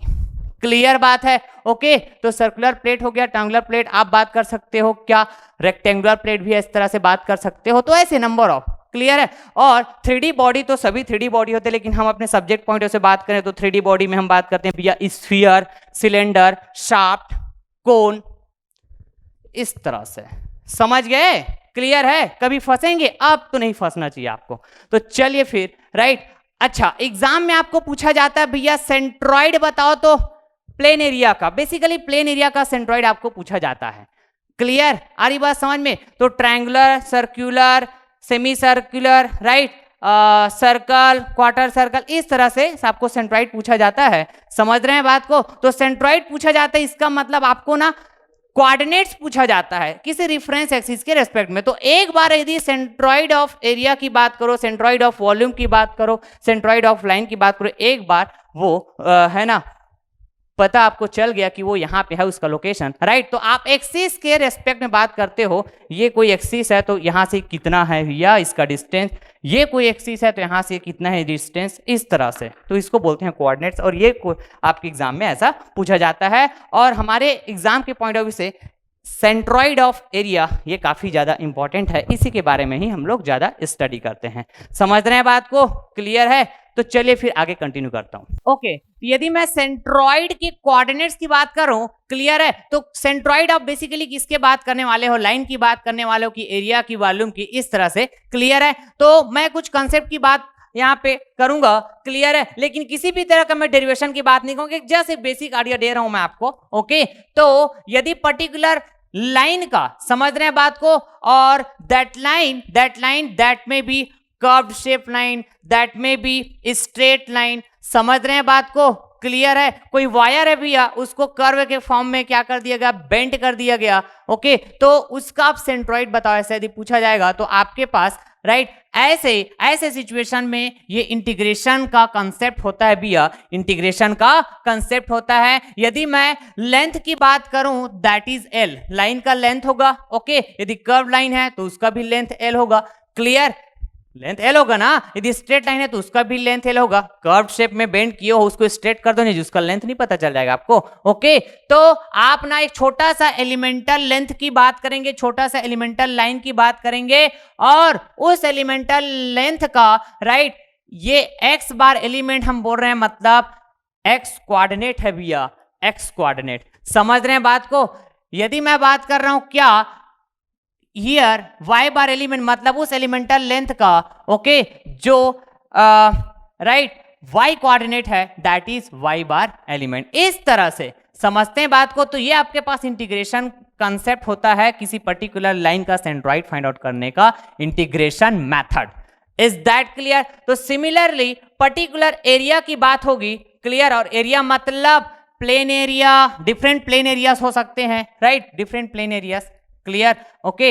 उसी को हम लोग प्लेन लैमिनास भी बोलेंगे, और क्रॉस सेक्शन एरिया भी उसी को बोला जाएगा। तो उसका यदि आपको सेंट्रॉइड बताना है भैया, क्लियर, सेंट्रॉइड का कोऑर्डिनेट्स बताना है, basically coordinates of centroid of plain areas और प्लेन लेमिना और क्रॉस सेक्शन एरियाज, क्लियर है। तो ऐसे डिफरेंट क्रॉस सेक्शन एरियाज हो सकते हैं, डिफरेंट, राइट। तो दैट क्रॉस सेक्शन में भी any type of cross section, clear. तो उसका आपको फाइंड आउट करना रहेगा क्या, कोऑर्डिनेट्स, क्लियर है। तो ये जो ये एक्स बार और वाई बार बोल रहा हूं ना भैया, क्लियर, यहां पर भी एक्स बार वाई बार बोल रहा हूं, तो उस एरिया के सेंट्रॉइड का कोऑर्डिनेट्स है एक्स एक्सिस के रेस्पेक्ट में एक्स कोऑर्डिनेट, वाई एक्सिस के रेस्पेक्ट में वाई कोऑर्डिनेट। तो यहां पे एक्स बार एलिमेंट और वाई बार एलिमेंट जस्ट उस एलिमेंटल एरिया का ये एक्स कोऑर्डिनेट है, राइट, उस एलिमेंटल एरिया का y कोऑर्डिनेट है, जैसे हम यहाँ पे लाइन के लिए एलिमेंटल लाइन का x कोऑर्डिनेट और y कोऑर्डिनेट बात की है। Is that clear. तो इस तरह से हमारे पास ये कॉन्सेप्ट होगा। सिंगल कोई एरिया की बात होगी, क्लियर, किसी सिंगल एरिया के लिए जो सेंट्रॉइड होगा उसका कोऑर्डिनेट्स फाइंड आउट करने की बात करेंगे, तो क्लियर बात है, okay. Similarly coordinates of centroid of volume, clear है। तो डिफरेंट वॉल्यूम हो सकते हैं आपके पास, डिफरेंट वॉल्यूम हो सकते हैं, समझ रहे हैं बात को, डिफरेंट शेप का वॉल्यूम हो सकता है एक्चुअली, राइट। तो वहां पर भी आप क्या बात करेंगे, जस्ट लाइक एलिमेंटल वॉल्यूम, छोटा सा वॉल्यूम आप बात करेंगे, राइट। ये जस्ट मैथमेटिक्स है, इंटीग्रेशन मेथड बोलेंगे तो उस छोटे से वॉल्यूम का एक्स कोऑर्डिनेट, उस छोटे से वॉल्यूम का वाई कोऑर्डिनेट, राइट। तो इस तरह से integration of x bar element into dv divided by integration of dv, right. और बात करोगे integration of y bar element into dv divided by integration of dv, right. तो इस तरह से आपको, राइट, उस एक्सिस, राइट, जिसके रेस्पेक्ट में आप कोऑर्डिनेट फाइंड आउट करना चाह रहे हैं, तो सपोज वो एक्सिस x इस तरह से है और ये y इस तरह से, राइट। तो इसका जहां पर भी सेंट्रॉइड होगा तो ये है आपके पास ये x बार, क्लियर। और ये क्या हो जाएगा भैया, यहां से बात करूं तो ये x बार हुआ और यहां से बात करूं तो ये y बार। इस तरह से इसको हम बोलते हैं क्या, कोऑर्डिनेट्स। क्या बोलते हैं जी, कोऑर्डिनेट बोलते हैं इस सेंट्रॉइड का। दिस सेंट्रॉइड, दिस में बी व्हाट, लाइन, लाइन का सेंट्रॉइड, दिस सेंट्रॉइड, दिस में बी व्हाट, एरिया, एरिया का सेंट्रॉइड, क्लियर है। दिस सेंट्रॉइड, दिस में बी व्हाट, वॉल्यूम का सेंट्रॉइड। समझ रहे हैं क्या बात को, क्लियर है। एक बेसिक, कभी कभी आपके पास ऑब्जेक्टिव क्वेश्चन में भी आ जाता है, राइट। गेट एग्जाम में तो अभी तक ऐसा कभी पूछा नहीं गया, लेकिन जस्ट कनेक्ट करने के लिए मैं आपको ये बताया, राइट। अब ऐसा होगा कि कंपोजिट लाइन का केस होगा तो बताओ, है ना, मतलब नंबर ऑफ स्ट्रेट लाइन से बना हुआ एक सिस्टम होगा, उसका सेंट्रॉइड फाइंड आउट करो, राइट। तो उस सिचुएशन पे सपोज ये इस तरह से बात होती है, राइट। ये रहा आपके पास y एक्सिस, ये रहा x एक्सिस, ओके। तो भैया यहां ना ये लाइन 1 हुआ, ये क्या हुआ, लाइन 1 हुआ, राइट। ये हुआ लाइन 2, ये हुआ लाइन 3, ये हुआ लाइन 4, क्लियर। 1 2 3 4 और ये हुआ लाइन 5, राइट। इसका सेंटर सॉरी इसका लेंथ हुआ 10 मीटर, इसका भी 10 मीटर है, इसका भी 10 मीटर है, इसका भी 10 मीटर लेंथ है, इसका भी 10 मीटर लेंथ है, क्लियर है, ओके। तो ये एक स्ट्रेट लाइन हुआ, राइट। तो स्ट्रेट लाइन का तो यार सिंपल सा है कि सेंट्रॉइड क्या बताओगे, जस्ट हाफ हाफ। तो 5 ये हो जाएगा 5, ये भी 5, इसका बोलोगे 5 5, इसका बोलोगे 5 5, इसका बोलोगे 5 5, इसका भी बोलोगे तो 5 5। इस तरह अपन बात करेंगे, क्लियर है। तो यहाँ पे डिफरेंट लाइन्स है, 1 2 3 4, क्लियर है। ये रहा 4 और ये रहा 5, इस तरह से 5 लाइन्स है भैया। समझ रहे हैं क्या बात को, क्लियर। तो इन 5 लाइन्स का लेंथ की बात होगी, राइट। और बात होगी क्या, खुद का इसका सेंट्रॉइड। तो आपको पर्टिकुलर लाइन का सेंट्रॉइड निकालना, यहां से सीख जाएंगे आप। तो स्ट्रेट लाइन का सेंट्रॉइड ऐसे बात करोगे तो मिड पॉइंट पे होता है, जैसे कि यहां जस्ट बात किया था मैं, क्लियर है, ओके। तो भैया ये आपके पास C1 हुआ, ये C2 हुआ, ये C3 हुआ, राइट, ये C4 हुआ, सेंट्रॉइड अलग अलग, ये हो जाएगा C5, राइट। तो आपको इस पूरे सिस्टम का सेंट्रॉइड बताना है, ऐसा बोला जाएगा तो आप ये कंसेप्ट यूज करेंगे। तो यहां पे मैं लिख के रखा हूं coordinates of centroid of composite lines. समझ रहे हैं क्या बात को, क्लियर है। Where L1 L2 L3 is nothing but what, बताइए तो, L1 L2 L3 that is what, length of the given lines, 1 2 3 4 5, इस तरह से समझ रहे हैं बात को। और ये x1 x2 x3 ये क्या होगा, जो भी आपका रिफरेंस एक्सिस, जैसे ये x है, इस x एक्सिस के अलोंग, राइट, L1 लेंथ का, L1 लाइन का जो सेंट्रॉइड है उसका coordinate that is x1, right. जैसे कि यहाँ पे L1 के लिए मैं बात करूंगा तो ये L1 आपके पास क्या है भैया, 10 है। तो x1 यदि बात करूंगा तो इसका सेंट्रॉइड C1 यहीं कहीं पे, तो आप क्या बोलेंगे, x1 दैट इज व्हाट, 0, क्योंकि यहां से आप मेजर करना चालू करेंगे ना भाई, ओरिजिन आपका यहां है ना, जिससे आपके पास एक्सिस है। तो आपका एक्सिस कुछ भी हो सकता है, तो एक्सिस के ऊपर डिपेंड करेगा ये जितना भी आप ऐसे है ना, ये कोऑर्डिनेट जो बात करोगे, डिस्टेंस बात करोगे, क्लियर है। तो जिस तरह पे एक्सिस मेंशन किया इसके अकॉर्डिंग, तो x1 0। y1 की बात करेंगे ठीक उसी तरह, राइट। तो आप क्या बोलेंगे, y1 मतलब ये y एक्सिस के लॉन्ग चलेंगे, सेंट्रॉइड लाइन का सेंट्रॉइड का y कोऑर्डिनेट, तो ये सेंट्रॉइड C1 हुआ, तो यहां से यहां चलेंगे कितना, 5, इस तरह से। तो वैसे ही C2 C3 C4 का x कोऑर्डिनेट है भैया क्या, clear, x1 x2 x3 x4 x5, इस तरह से नंबर ऑफ लाइंस होंगे तो उनके सेंट्रॉइड का कोऑर्डिनेट है ये, क्लियर। और ये तो लेंथ हो गया divided by L1 plus L2 plus L3, इस तरह से उन सभी लाइन का लेंथ हुआ। तो जस्ट वैल्यू पुट करोगे आपका आंसर आ जाएगा। तो x बार y बार की वैल्यू जो भी आएगा, सपोज कीजिए यहाँ पे है ना, यहाँ आ गया भैया ये व्हाट 15 मीटर, और ये सपोज करो आपके पास 10 मीटर आ गया, राइट। तो ये कोऑर्डिनेट्स आप मेजर करेंगे कहाँ से, यहाँ से मेजर करेंगे, कहाँ से जी, यहाँ से एक्स एक्सिस के लॉन्ग 15, तो ये 10 यहाँ पे, तो ये यहाँ कहीं पे ऐसा होगा, राइट। ये एक्स बार हुआ, X bar that is 15, okay. Y bar कहाँ से मेजर करेंगे, यहाँ से। वाई बार बोलेंगे तो 10, वाई बार मतलब वाई एक्सिस के लॉन्ग जाएंगे 10, तो 10 मतलब यहाँ कहीं पे, ये सपोज यहाँ कहीं पे ऐसा यदि आता है आपका आंसर तो क्लियर है। तो ये सेंट्रॉइड हुआ इस कंपोजिट लाइन का, कंपोजिट लाइन का, या फिर मैं बोलूं लाइन से बना हुआ जो सिस्टम इसका centroid, that is centroid of line. Is that clear? Similarly आप कंपोजिट एरियाज की बात करोगे, प्लेन एरियाज का, क्लियर है?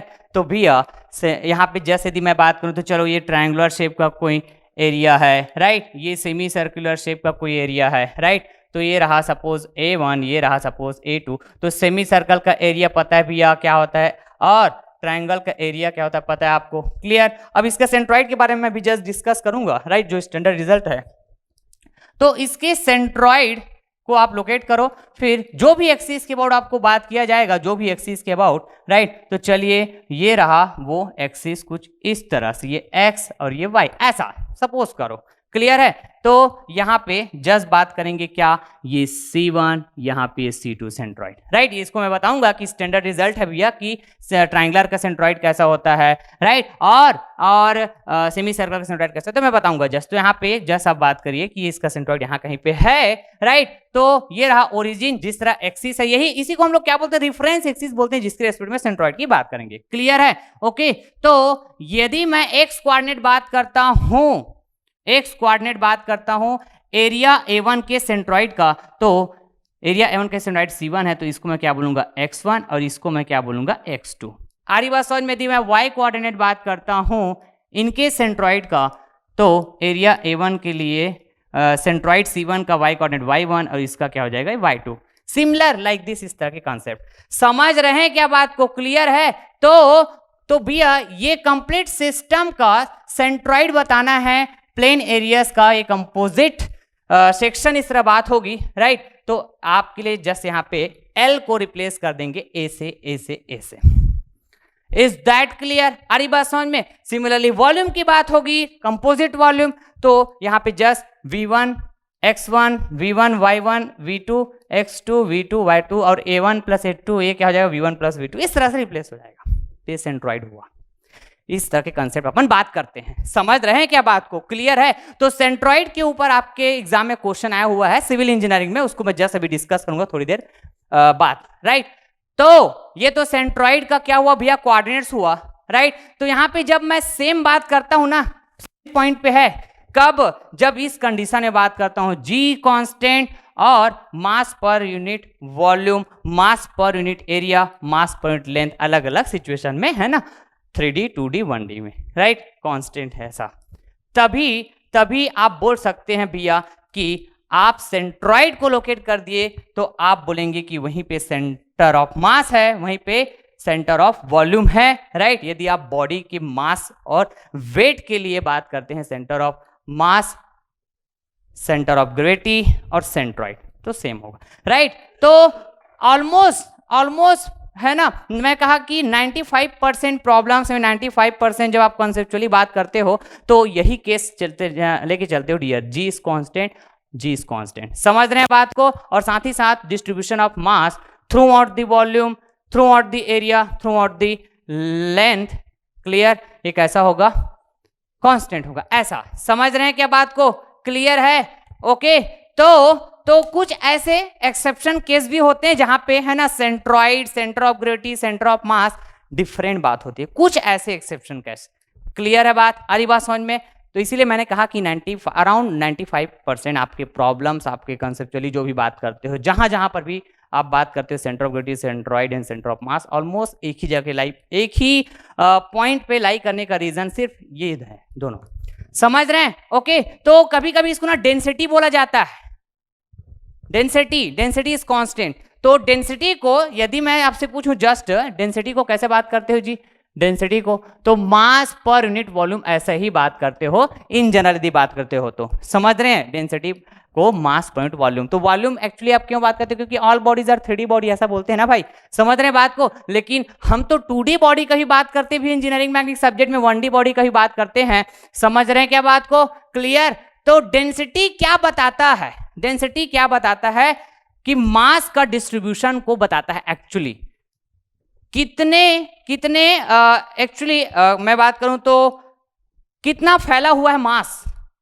यदि 3D में बात कर रहे हो तो पूरे वॉल्यूम में फैला हुआ है मास, पूरे वॉल्यूम में डिस्ट्रीब्यूटेड है मास। यदि 2D राइट 2D में बात कर रहे हो तो एक प्लेन में फैला हुआ है मास, एक प्लेन में डिस्ट्रीब्यूटेड है मास। यदि 1D में बात करते हो तो एक लाइन के अलोंग या फिर लेंथ के अलोंग फैला हुआ है मास, मास डिस्ट्रीब्यूटेड। तो ये डेंसिटी हुआ 3D के लिए, क्लियर बात, ये डेंसिटी हुआ 2D के लिए, समझ रहे हैं, और ये डेंसिटी हुआ किसके लिए, 1D के लिए। मतलब यहां पर मैं बोल सकता हूं density constant that is mass per unit length, यहां पे मैं बोल सकता हूं density again constant mass per unit area that is plane area, यहां पे density constant mass per unit volume.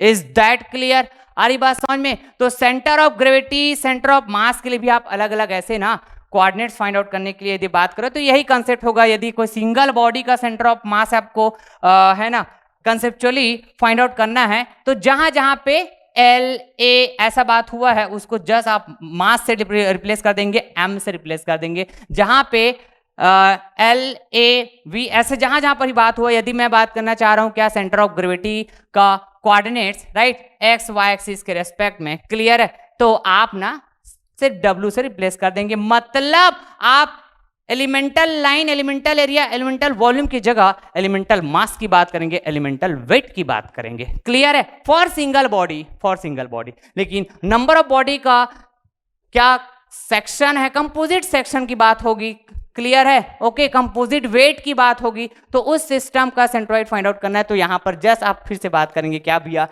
L A V ऐसे जब हम बात करते हैं तो उसको ना रिप्लेस कर दोगे W से, राइट, वेट से। यदि मास के लिए बात करेंगे तो आप मास से रिप्लेस कर देंगे, समझ रहे हैं बात को। तो ये होता है पूरा कंसेप्ट, क्लियर है, ओके। तो कुछ इंपॉर्टेंट रिजल्ट है सेंट्रॉइड के लिए, सेंट्रॉइड ऑफ एरिया के लिए, जिसको आपको ध्यान में रखना चाहिए, उसके बारे में थोड़ा सा डिस्कस करते हैं। फिर मैं गेट में आया हुआ प्रॉब्लम को डिस्कस करूंगा, फिर मैं बात करूंगा क्या, moment of inertia. Is that clear, okay. तो यहां पे मैं बात करने जा रहा हूं सेंट्रॉइड ऑफ प्लेन एरियाज और प्लेन लैमिनास, राइट। प्लेन एरियाज को प्लेन लैमिनास भी बोलते हैं भैया। तो डिफरेंट प्लेन एरियाज आपके पास पॉसिबल हो सकते हैं, डिफरेंट प्लेन लैमिनास आपके पास पॉसिबल हो सकते हैं, राइट। तो कुछ इंपॉर्टेंट प्लेन लैमिनास जिसका सेंट्रॉइड आपको पता होना चाहिए, जिसके सेंट्रॉइड का कोऑर्डिनेट्स आपको पता होना चाहिए, राइट, जब आप प्रॉब्लम सॉल्व करने जाते हैं तब, क्लियर है। तो ये रहा भैया स्क्वायर, राइट, स्क्वायर बोल रहा हूं, इसका दोनों साइड इक्वल दिख रहा होगा। यदि एरिया बात करूंगा तो ये ए स्क्वायर हो जाएगा, साइड का स्क्वायर। ये इसका सेंट्रॉइड है भैया, मतलब सेंट्रॉइड ऑफ एरिया बात कर रहा हूंगा मैं, राइट। तो इससे सेंट्रॉइड का राइट आपको कोऑर्डिनेट्स बताना है with respect to this reference axis, clear है। तो मैं क्या बोलूंगा, एक्स बार और वाई बार। आ रही बात समझ में, ये ऐसे रेफरेंस एक्सिस है ये, इसके रेस्पेक्ट में मैं कोऑर्डिनेट्स बात करूंगा इस सेंट्रॉइड का, राइट। तो एक्स कोऑर्डिनेट बोल रहा हूं, मतलब मेरे को सेंट्रॉइड तक चलना होगा कैसे, एक्स एक्सिस के अलोंग, राइट। तो कैसे चलूंगा, देखो देखो देखो यहां से, अच्छा ये दो एक्सिस की बात करूं, रेफरेंस एक्सिस, ये रहा आपके पास क्या, ओरिजिन, होगा ऐसा ओरिजिन, राइट। तो मैं एक्स एक्सिस के अलोंग चलूंगा यहां तक, तो ये जो डिस्टेंस होता है that is the a/2, right. तो एक्स बार क्या हो जाएगा मेरा, a/2, राइट, बिल्कुल करेक्ट बात। तो आप ना डिस्टेंस मेजर करने में भी काफी मिस्टेक करते हो, राइट। तो आपको ये समझ में आना चाहिए कि डिस्टेंस कैसे मेजर करेंगे, कोऑर्डिनेट्स जब अपन बात करने जाएंगे तब। रेफरेंस एक्सिस, यदि मैं वाई एक्सिस के रेस्पेक्ट में बात करूंगा तो वाई एक्सिस के अलोंग चलूंगा, कैसे चलूंगा, ऐसे ऐसे ऐसे चलूंगा भैया, समझ रहे हैं बात को, क्लियर है। तो यहां कहीं पे सेंट्रॉइड है तो ये डिस्टेंस जो है ये वाला डिस्टेंस के बराबर, ये डिस्टेंस जो होता है ये a/2 होता है, मतलब ये हो जाएगा भैया आपके पास y कोऑर्डिनेट इसके सेंट्रॉइड का। Is that clear. सिमिलरली ये आपके पास रेक्टेंगल, राइट, तो स्क्वायर जैसे ही होता है लेकिन इसके साइड डिफरेंट होते हैं, तो इसलिए इसके एरिया बात करेंगे तो विड्थ इनटू डेप्थ, क्लियर। यहाँ पे विड्थ और डेप्थ दोनों सेम था, ए क्लियर बात। तो ये सेंट्रॉइड हुआ। ओके, तो सेंट्रॉइड के लिए मेरे को कोऑर्डिनेट बात करना है, तो सिमिलरली यहाँ पे एक्स एक्सिस है, ये Y axis, x x axis, Y Y axis, right. This is my reference axis, this is the origin. So ये सेंट्रॉइड का जो डिस्टेंस होता है यहां से बात करोगे तो ये डिस्टेंस जो होता है भैया that is the b/2, clear, and this is the d/2। इस तरह से दिया है ना, वाई एक्सिस के रेस्पेक्ट में बात करेंगे तो एक्स कोऑर्डिनेट बात करोगे सेंट्रॉइड का एक्स एक्सिस के रेस्पेक्ट में तो b/2, राइट। वाई कोऑर्डिनेट बात करोगे तो ये हो जाएगा आपके पास d/2, क्लियर, डेप्थ का हाफ, विड्थ का हाफ, यस। इस तरह से सेमी सर्कल के लिए बात करेंगे तो सेमी सर्कल मतलब सर्कल का हाफ, सर्कल का हाफ। तो एरिया सर्कल के लिए बात करते हैं भैया तो पाई आर स्क्वायर होता है। क्या होता है बताइए? पाई आर स्क्वायर होता है आपके पास। समझ रहे हैं क्या बात को? ओके, तो पाई आर स्क्वायर में जस्ट हाफ करेंगे तो इसका area pi r square by 2, यदि आर क्या हो? रेडियस हो, रेडियस हो। समझ रहे हैं बात को? तो भैया ये सेमी सर्कल का ओरिएंटेशन कुछ भी हो, जैसा अभी मैं जिस ओरिएंटेशन बात कर रहा हूं ये वर्टिकल इसका ओरिएंटेशन है, तो ये सेमी सर्कल का बेस कहलाता है। क्या कहलाता है बताइए? बेस कहलाता है, और इसका मिड पॉइंट होता है, अरे बात समझ में। और इसका मिड पॉइंट यदि आप इस तरह से सर्कल को इमेजिन करोगे तो सर्कल का सेंटर होगा, लेकिन ये हाफ वाले पार्ट में आपको ध्यान देना है। तो इसका जो सेंट्रॉइड होता है यहाँ कहीं पे होता है, जो बेस से 4r/3 डिस्टेंस पे होता है। मेरा reference axis x x axis, Y Y axis है, जहां पे आप ओरिजिन की बात करेंगे तो ये वाला क्या हो जाएगा? ओरिजिन हो जाएगा, राइट। तो एक्स एक्सिस के रेस्पेक्ट में कितना गए आप, कोऑर्डिनेट्स बताने गए तो ओरिजिन से चलना चालू करोगे तो एक्स एक्सिस के रेस्पेक्ट में कुछ भी नहीं गए, कुछ भी डिस्टेंस नहीं गए, क्योंकि सेंट्रॉइड देखो यहाँ पे वाई एक्सिस में है, वाई एक्सिस में है, मतलब आप जीरो गए। क्या गया? जीरो। तो यहाँ पे एक्स कोऑर्डिनेट हो गया जीरो, राइट। क्या हो गया बताइए? जीरो हो गया, यस। यदि मैं बात करता हूं वाई कोऑर्डिनेट तो वाई एक्सिस के रेस्पेक्ट में बात करूंगा। वाई एक्सिस आप देख पाएंगे ये ना सेंट्रॉइड से पास हो रहा है, क्लियर, ओके। और इसके रेस्पेक्ट में यदि आप कोऑर्डिनेट्स बात करने जा रहे हैं तो आपको रेफरेंस एक्सिस देख पाएंगे, यहां पे कट हो रहा है दोनों एक्सिस, क्लियर है, ओके। और ये ओरिजिन हुआ तो इसी के यहीं से आप मेजर करना चालूंगे इस तरह से, समझ रहे हैं? वाई एक्सिस के अलॉन्ग जाएंगे तो यही डिस्टेंस जो 4r/3 पाई है ये क्या हो जाएगा? कोऑर्डिनेट हो जाएगा, वाई कोऑर्डिनेट, क्लियर है। तो ध्यान में रखिएगा मैं एक्सिस किस तरह बात कर रहा हूं, रेफरेंस एक्सिस। तो रेफरेंस एक्सिस आपका चेंज हो सकता है, जैसे ही आप रेफरेंस एक्सिस को चेंज किए, क्लियर है, तो ये कोऑर्डिनेट की वैल्यू भी चेंज हो जाएगा। इस बात को ध्यान में रखना आप। लेकिन ये क्या है, आपके पास स्टैंडर्ड जो रिजल्ट है जिसको आपको ध्यान में रखना चाहिए, क्लियर है। उसके बाद तो आपका एक्सिस, क्लियर, यहां पे हो वाई एक्सिस, राइट, या फिर यहां पे हो, कहीं से भी आप डिस्टेंस से तो मेजर करोगे, लेकिन सेंट्रॉइड जहां पे एक बार लोकेट हो गया वो वहीं पर ही होगा, वहीं पर ही होगा। उस इसका डिस्टेंस आप यहां से मेजर करने चाह रहे हो, देखो आपका रेफरेंस एक्सिस यहां कहीं पे एक्स वाई, आ रही बात समझ में? तो जस्ट इसका ऐसा डिस्टेंस मेजर करोगे आप, एक्स एक्सिस के लॉन्ग, वाई एक्सिस के लॉन्ग, तो डिफरेंट हो सकता है ना भाई, आपका रेफरेंस एक्सिस कुछ भी हो सकता है। तो जैसे मैं रेफरेंस एक्सिस यहाँ पे चूज किया हूँ इसके अकॉर्डिंग बात कर रहा हूँ। क्वार्टर सर्कल के लिए बात करें तो क्वार्टर सर्कल ये रहा, क्वार्टर सर्कल मतलब सर्कल का 1/4 वाला पार्ट। यदि सर्कल का एरिया बोलते हैं पाई आर स्क्वायर तो ये 1/4 हो जाएगा, यदि इसका रेडियस आर हो तब, क्लियर है, ओके, बिल्कुल। तो ये क्वार्टर सर्कल हुआ, और मेरा एक्सिस क्या है, देखो ये एक्स एक्स एक्सिस, ये y Y axis reference axis हुआ। तो ये सेंट्रॉइड का यदि आप डिस्टेंस देखेंगे, राइट, एक्स एक्सिस के रेस्पेक्ट में, तो आप देख पाएंगे 4r/3 पाई एक्स एक्सिस के अलॉन्ग। तो एक्स बार मतलब एक्स कोऑर्डिनेट बात करूंगा with my reference axis x x axis, तो मैं बोलूंगा 4r/3 पाई, यस, बिल्कुल करेक्ट बात। सिमिलरली वाई एक्सिस के रेस्पेक्ट में बात करूंगा तो वाई बार वाई कोऑर्डिनेट होगा, वाई एक्सिस के अलॉन्ग चलूंगा, मैं इस तरह से चलूंगा, तो ये जो डिस्टेंस होता है 4r/3 पाई, राइट, तो यही क्या हो जाएगा? कोऑर्डिनेट हो जाएगा, वाई कोऑर्डिनेट, यस। सर्कल के लिए बात करें तो सर्कल का एरिया तो जस्ट हमने बात किया, सिंस हम लोग प्लेन एरियाज के लिए बात कर रहे हैं, सेंट्रॉइड मतलब यहाँ पे प्लेन एरिया की बात कर रहे हैं, राइट, ओके, और प्लेन लैमिनस भी बोलते हैं इसी को। इसका सेंट्रॉइड बात करेंगे तो भाई सर्कल का जो सेंटर होगा वही तो इसका सेंट्रॉइड होगा, अरे वही तो इसका सेंट्रॉइड होगा, समझ रहे हैं बात को? तो ये रहा सेंट्रॉइड, क्लियर बात। मैं रेफरेंस एक्सिस कैसे बात करूं, देखो एक एक्सिस यहाँ पे है एक्स एक्स एक्सिस, दूसरा एक्सिस वाई वाई एक्सिस यहाँ कहीं पे है, समझ रहे हैं बात को? बिल्कुल क्लियर बात है, ओके फाइन। और ये जो एक्सिस है जस्ट किसको छूते जा रहा है पता है आपके पास? ये सर्कमफरेंस में जो पॉइंट है इसको ये छूते हुए जा रहा है, टच करते हुए जा रहा है, टेंजेंट है, ये कैसा है? टेंजेंट है, समझ रहे हैं, ये एक्सिस है जो, और ये एक्सिस आपस में यहाँ कहीं पे मीट कर रहा है, मतलब ये ओरिजिन हुआ। क्लियर? तो भैया एक्स बार बात करूं, वाई बार बात करूं, मतलब x coordinate with respect to x x axis, Y Y axis. Clear है?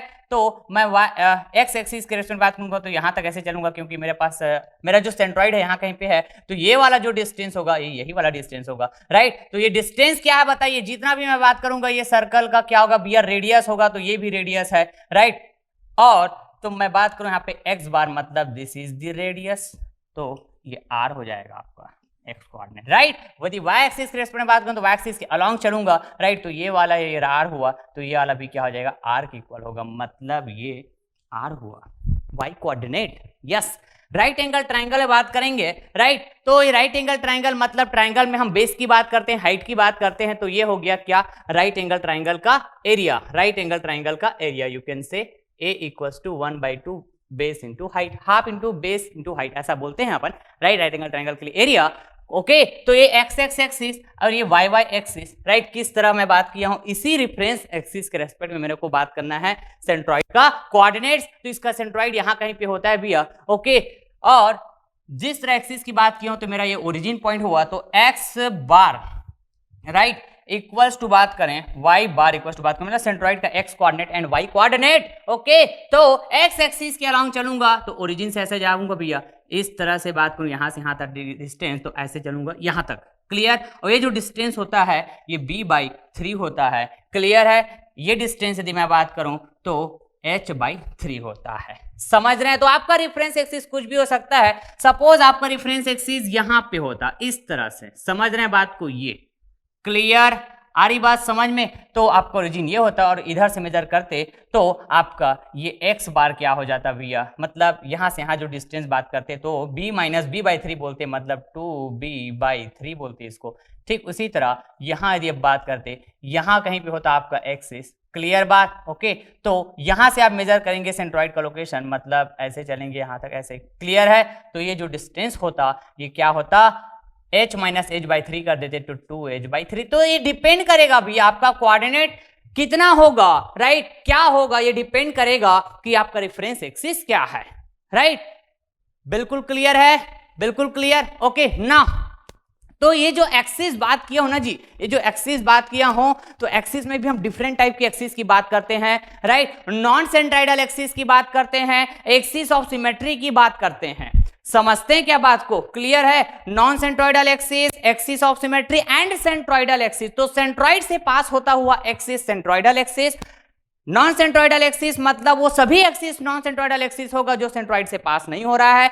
एक्सिस ऑफ सिमेट्री एक ऐसा एक्सिस होगा, एक ऐसा एक्सिस होगा, क्लियर है, जो गिवन ज्योमेट्री को दो इक्वल पार्ट में डिवाइड कर दे। समझ रहे हैं क्या बात को?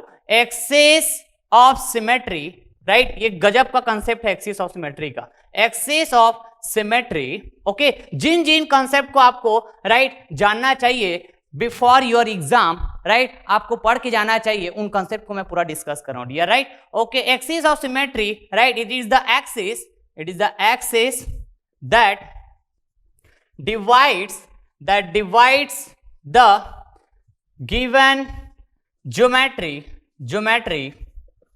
Geometry into two equal part। Clear? आ रही बात समझ में? यदि किसी भी ज्योमेट्री में आपको यह समझ में आ जाता है भैया, क्लियर, कि उसमें एक्सिस ऑफ सिमेट्री है, आ रही बात समझ में, उसमें एक्सिस ऑफ सिमेट्री है, यदि ये समझ में आ जाता है तो आपके लिए ना सेंट्रॉइड को लोकेट करना बड़ा आसान हो जाता है। ऐसा क्यों? क्योंकि उस ज्योमेट्री का जिसका आपको एक्सिस ऑफ सिमेट्री यदि पता चल गया, क्लियर, तो उस एक्सिस ऑफ सिमेट्री में उस ज्योमेट्री का सेंट्रॉइड लाई करता है। आ रही बात समझ में? तो centroid always lie on axis of symmetry. Clear है? आ रही बात समझ में? यदि एक्सिस ऑफ सिमेट्री है तब, क्योंकि हर वो एरिया, हर वो ज्योमेट्री के लिए एक्सिस ऑफ सिमेट्री पॉसिबल हो ऐसा जरूरी नहीं है। एक जनरल शेप का कोई एरिया हो गया, समझ रहे हैं क्या बात को? क्लियर है? मैं क्या बोलना चाह रहा हूं, देखो तो जनरल शेप का कोई एरिया हो गया भैया, ओके, तो वहां पे कई बार ऐसा होगा कि एक्सिस ऑफ सिमेट्री नहीं होगा, ओके, तो उसका सेंट्रॉइड फाइंड आउट करने के लिए राइट आप कैसे जाएंगे, तो ये जितना भी मैं सेंट्रॉइड बात किया हूं इस तरह से सेंट्रॉइड का कोऑर्डिनेट, ओके, इन सबको मैं कैसे फाइंड आउट किया हूं पता है डियर आपके पास, जो मैं बात किया था x bar equals to integration of x bar element, okay, ये dA divided by integration of dA, y bar equals to integration of y bar element right dA divided by integration of dA। इस तरह से ये एक concept होता है किसी single area का आपको जब सेंट्रॉइड फाइंड आउट करना है, सेंट्रॉइड का कोऑर्डिनेट्स फाइंड आउट करना है, that is x bar and y bar. Clear है? तो मैं ये सब क्या बोलते हैं डेरिवेशन की बात नहीं करूंगा क्योंकि आपके लिए इंपॉर्टेंट नहीं है, ये एंड रिजल्ट आपके लिए इंपॉर्टेंट है। यदि आपको डेप्थ में ऐसा पढ़ना है राइट कभी एग्जाम के बाद, तो मैं है ना already gate academy plus channel में काफी डिटेल में मैं पढ़ाता हूं हर एक टॉपिक को, तो वहां पे प्रॉपर आप उनका डेरिवेशन देख सकते हैं कि किस तरह मैं ऐसे सेंट्रॉइड फाइंड आउट कर पाता हूं by using this formula for particular plain area for particular single area right. तो एक्सिस ऑफ सिमेट्री आपको ना हेल्प करता है सेंट्रॉइड को लोकेट करने के लिए फॉर गिवन ज्योमेट्री। यदि मैं एरिया की बात कर रहा हूं, प्लेन एरिया की बात कर रहा हूं, प्लेन लमीना की बात कर रहा हूं, यदि उसमें एक्सिस ऑफ सिमेट्री है, यदि मेरी बातों को ध्यान से सुनना, यदि उसमें एक्सिस ऑफ सिमेट्री है, क्लियर, वो कैसे पता चलेगा कि वो एक्सिस भैया गिवन ज्योमेट्री को दो इक्वल पार्ट में डिवाइड कर रहा है राइट। तो 110% आप श्योर रहेंगे कि उस ज्योमेट्री का, सपोज आप प्लेन एरिया की बात कर रहे हो, तो उस प्लेन एरिया का जो सेंट्रॉइड होगा वो ऑलवेज लाई करेगा on the axis of symmetry, on the axis of symmetry. Clear बात है? On the axis of symmetry, actually on the axis of symmetry. ठीक है, समझ रहे हैं क्या बात को? अभी मैं यहां पे फिल भी कराता हूं मैं आपको axis of symmetry. Is that clear? आ रही बात समझ में? बिल्कुल क्लियर बात, बिल्कुल क्लियर बात। मान लो किसी ज्योमेट्री में एक से ज्यादा एक्सिस ऑफ सिमेट्री है राइट। यदि मान लो किसी ज्योमेट्री में दो एक्सिस ऑफ सिमेट्री है राइट, तो दो एक्सिस ऑफ सिमेट्री, तो भैया एक इंटरसेक्टिंग पॉइंट मिलेगा, तब तो फिर और आसान हो जाएगा आपको सेंट्रॉइड को लोकेट करने में। समझ रहे हैं बात को? तो टू एक्सिस ऑफ सिमेट्री यदि है किसी ज्योमेट्री में, if two axis of symmetry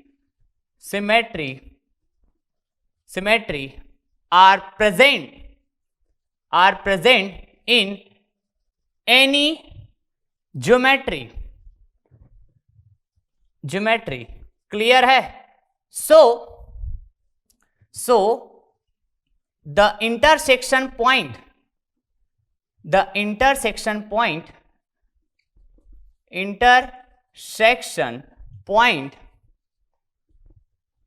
of those axes of symmetry will be the centroid of that geometry। समझ रहे हैं क्या बात को? क्लियर है? ओके, इस बात को ध्यान में रखना कि if two axes of symmetry are present in any geometry, so intersection point of those axes of symmetry will be the centroid of that geometry। Is that clear? आ रही बात समझ में? तो मैं इधर आपको दिखाता हूं फिर, आइए जरा। ओके, तो आइए, तो मैं बोलता हूं यहां पे कि देखो, तो here to here a/2, here to here a/2, clear? Okay, here to here a/2, here to here a/2, here to here a/2, इस तरह से। समझ रहे हैं क्या बात को? मतलब यहां पे यदि मैं एक्सिस की बात किया, ये वाला एक्सिस और ये वाला एक्सिस, तो आप देख पाएंगे दोनों एक्सिस कैसा है?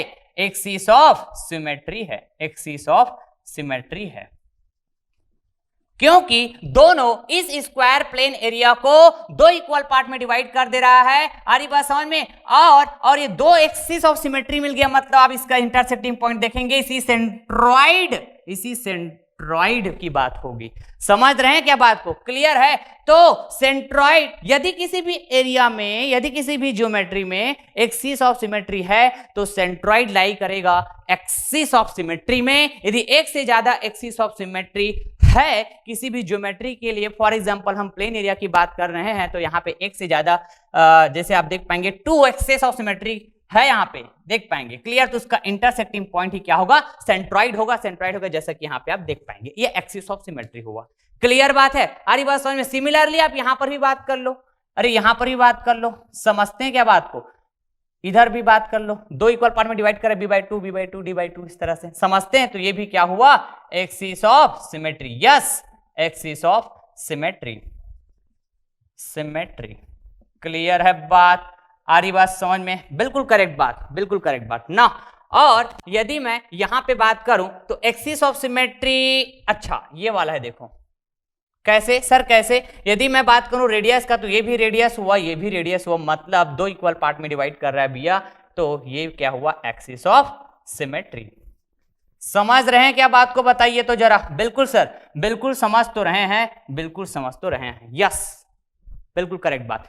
यहां पे एक्सिस ऑफ सिमेट्री क्या हो सकता है कि axis of symmetry, yes dear हो सकता है। कैसे, ये देखो सब, अच्छा क्वार्टर सर्कल में 90 डिग्री की बात करते हैं, ऐसा करते हैं कि नहीं, राइट। तो यहां से एक एक्सिस पास कराओगे जो एकदम 45 डिग्री से ऐसा कट करते हुए जाएगा, मतलब इधर भी 45 डिग्री और इधर भी 45 डिग्री, राइट। तो ये होता है axis of symmetry, axis of symmetry. Clear है बात, आ रही बात समझ में। सपोज अभी तो आपको आपके पास ये सी का लोकेशन पता है, सेंट्रॉइड पता है, नहीं पता रहता तो 90 डिग्री इतना पता रहता है तो 45 डिग्री का एक ऐसा एक्सिस ड्रॉ करते तो दो इक्वल पार्ट में डिवाइड हो जाता। तो आप क्या कह सकते थे पता है, कि यही एक्सिस में कहीं पर लाई करेगा सेंट्रॉइड, कहीं पर लाई करेगा, ऐसा बोल सकते थे, राइट। और कहीं पर लाई करेगा ऐसा क्यों बोलोगे, पता है आपके पास, एग्जैक्ट क्यों नहीं बता पा रहे, क्योंकि एक ही एक्सिस ऑफ सिमेट्री है, समझ रहे हैं, क्लियर है। और यहां पे देख पाएंगे, ओके दो एक्सिस ऑफ सिमेट्री है तो डायरेक्ट इंटरसेक्टिंग पॉइंट को आप बोल सकते हैं क्या, सेंट्रॉइड। सेंट्रॉइड तो आपके पास कई बार ना ऑब्जेक्टिव क्वेश्चन भी ऐसा फ्रेम हो सकते हैं via एक्सिस ऑफ सिमेट्री के कॉन्सेप्ट के ऊपर। तो इस बात को ध्यान में रखना कि axis of symmetry is that type of axis that divide the given geometry into two equal parts, okay. और उस ज्योमेट्री का जो सेंट्रॉइड होगा उस एक्सिस ऑफ सिमेट्री में कहीं पर लाई करेगा, कहीं पर लाई करेगा। Is that clear. एक से ज्यादा एक्सिस ऑफ सिमेट्री तो उसका इंटरसेक्टिंग पॉइंट ही उस ज्योमेट्री का सेंट्रॉइड होगा। यस यस यस यस, बिल्कुल करेक्ट बात। यहां पे सर, यहां पे तो यहां पर भी है भैया एक्सिस ऑफ सिमेट्री, आप देख पाएंगे ये रहा एक्सिस ऑफ सिमेट्री, अरे ये रहा एक्सिस ऑफ सिमेट्री, ओके ये रहा एक्सिस ऑफ सिमेट्री, ये रहा, सब जितना भी आप सर्कल में बात करोगे एक्सिस ड्रॉ करोगे ना कहीं पर भी, लेकिन वो कहां से पास होना चाहिए, सेंटर से, सर्कल के सेंटर से पास होना चाहिए, तब क्या बोलोगे एक्सिस ऑफ सिमेट्री, कि वो दो इक्वल पार्ट में डिवाइड कर, number of axis of symmetry यहां पे, समझ रहे हैं। लेकिन आप किसी भी एक्सिस ऑफ सिमेट्री की बात करोगे, जितना भी रेड कलर से बात करें, किसी भी एक्सिस ऑफ सिमेट्री की बात करोगे, राइट, तो सेंट्रॉइड जो है एक्सिस ऑफ सिमेट्री में लाई कर रहा है कि नहीं कर रहा है, बताओ। इसके लिए बात करोगे तो देखो यहां पे है इसमें, क्लियर, ये देखो नहीं जी, इसके लिए बात करोगे तब भी यहां पे है, राइट। बात अलग है, यहाँ पे नंबर ऑफ एक्सिस सिमेट्री है तो भैया उसके इंटरसेक्टिंग पॉइंट में भी आप ऐसा देख पाएंगे। इज दैट क्लियर, आ रही बात समझ में, बिल्कुल करेक्ट बात। राइट एंगल ट्राइंगल में अब बताओ मेरे को एक्सिस ऑफ सिमेट्री हो सकता है क्या, बताओ। अरे एक्सिस ऑफ सिमेट्री पॉसिबल हो सकता है क्या, तो आप क्या बोलेंगे सर इसमें एक्सिस ऑफ सिमेट्री कैसे हो सकता है, क्योंकि कोई भी एक्सिस में यदि ड्रॉ करता, मुझे तो नहीं समझ में आ रहा है कि होना चाहिए एक्सिस ऑफ सिमेट्री करके, ओके। तो यहां पे फिर कैसे करेंगे, तो यहाँ पे स्टैंडर्ड रिजल्ट है, याद कर लो। मैं क्या बोला, एक्सिस ऑफ सिमेट्री आपको हेल्प करेगा, एक्सिस ऑफ सिमेट्री का कंसेप्ट यदि आपको पता है कि इस तरह से बात होती है भैया एक्सिस ऑफ सिमेट्री के लिए, तो आप ना लोकेट करना है सेंट्रॉइड को, या फिर कई बार कंसेप्चुअल ऐसी थ्योरेटिकल प्रॉब्लम आ गया, राइट, कि एक्सिस ऑफ सिमेट्री के कंसेप्ट के ऊपर, तो आप ऐसे क्वेश्चन को हैंडल कर सकते हैं, समझ रहे हैं बात को। तो ये एक्सिस ऑफ सिमेट्री का कंसेप्ट हुआ, ओके डियर, क्लियर है, आ रही बात समझ में, बिल्कुल सही बात सर, बिल्कुल सही बात है ना, इतना तक तो अपन समझ गए हैं, बिल्कुल समझ गए हैं ना। तो अब यदि मैं बात करूं सेंट्रॉइडल एक्सिस, तो सेंट्रॉइड से पास होता हुआ एक्सिस, सेंट्रॉइड से पास होता हुआ एक्सिस, क्लियर है, तो एक्सिस ऑफ सिमेट्री हो गया।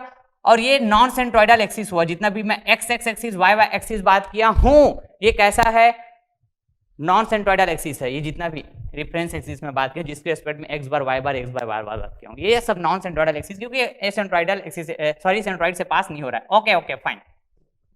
और एक्सिस ऑफ सिमेट्री भी आप समझ गए ना। अब सेंट्रोइडल एक्सिस ऑब्वियस यार, जितना भी एक्सिस बात करो यदि सेंट्रोइड से पास हो रहा है तो सेंट्रोइडल एक्सिस है, बिल्कुल करेक्ट बात, राइट। लेकिन हम लोग स्टैंडर्ड फॉर्म में यदि बात करें तो सेंट्रोइडल एक्सिस इस तरह से प्लेन एरिया के लिए दो सेंट्रोइडल एक्सिस बात करते हैं भैया। ये होता है आपके पास एक सी, ये भी होता है आपके पास क्या एक सी, ओके। और ये बात करेंगे तो ये वाई सी, और ये भी बात करेंगे तो वाई सी, राइट। तो सेंट्रोइडल एक्सिस यहां पे आप देख पा रहे हैं क्या, एक्सिस ऑफ सिमेट्री भी है।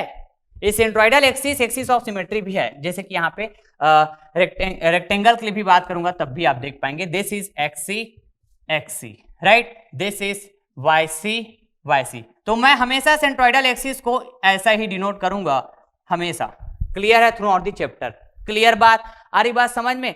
तो यहां पे इन दोनों केस में आप देख पाए कि axis of symmetry he centroidal axis है, दोनों क्लियर है, ओके। लेकिन यदि मैं यहां पे बात करूं, देखो राइट एंगल ट्रायंगल में ये कौन सा एक्सिस होगा डियर, सेंट्रोइडल एक्सिस होगा सर, बिल्कुल इस बात से तो कोई है ना, हम इंकार नहीं कर सकते, बिल्कुल होगा, ये सेंट्रोइडल एक्सिस तो होगा। लेकिन यहां पे ये centroidal axis axis of symmetry है क्या, नो। समझते हैं क्या बात को, क्लियर है, ओके। तो ये जरूरी नहीं है, ये जरूरी नहीं है कि all centroidal axis are axis of symmetry, समझ रहे हैं। क्योंकि अब देखो तो, अब देखो आप, राइट, ये भी तो आपके पास इस तरह से बात करोगे, राइट। अच्छा कहां पे बात करें अपन, सेंट्रोइडल एक्सिस में, जैसे कि मैं यहां बात किया भैया, है ना, कि सेंट्रोइडल एक्सिस इसको आप एक्सिस ऑफ सिमेट्री नहीं बोल सकते, क्यों, क्योंकि यहां पे एक्सिस ऑफ सिमेट्री तो पॉसिबल ही नहीं है, राइट। तो मैं क्या बात करना चाह रहा हूं कि आप यदि बात करते हो क्या, यहां पे इस तरह से कोई एक्सिस पास हुआ, देखो तो इस तरह से कोई एक्सिस पास हुआ, राइट।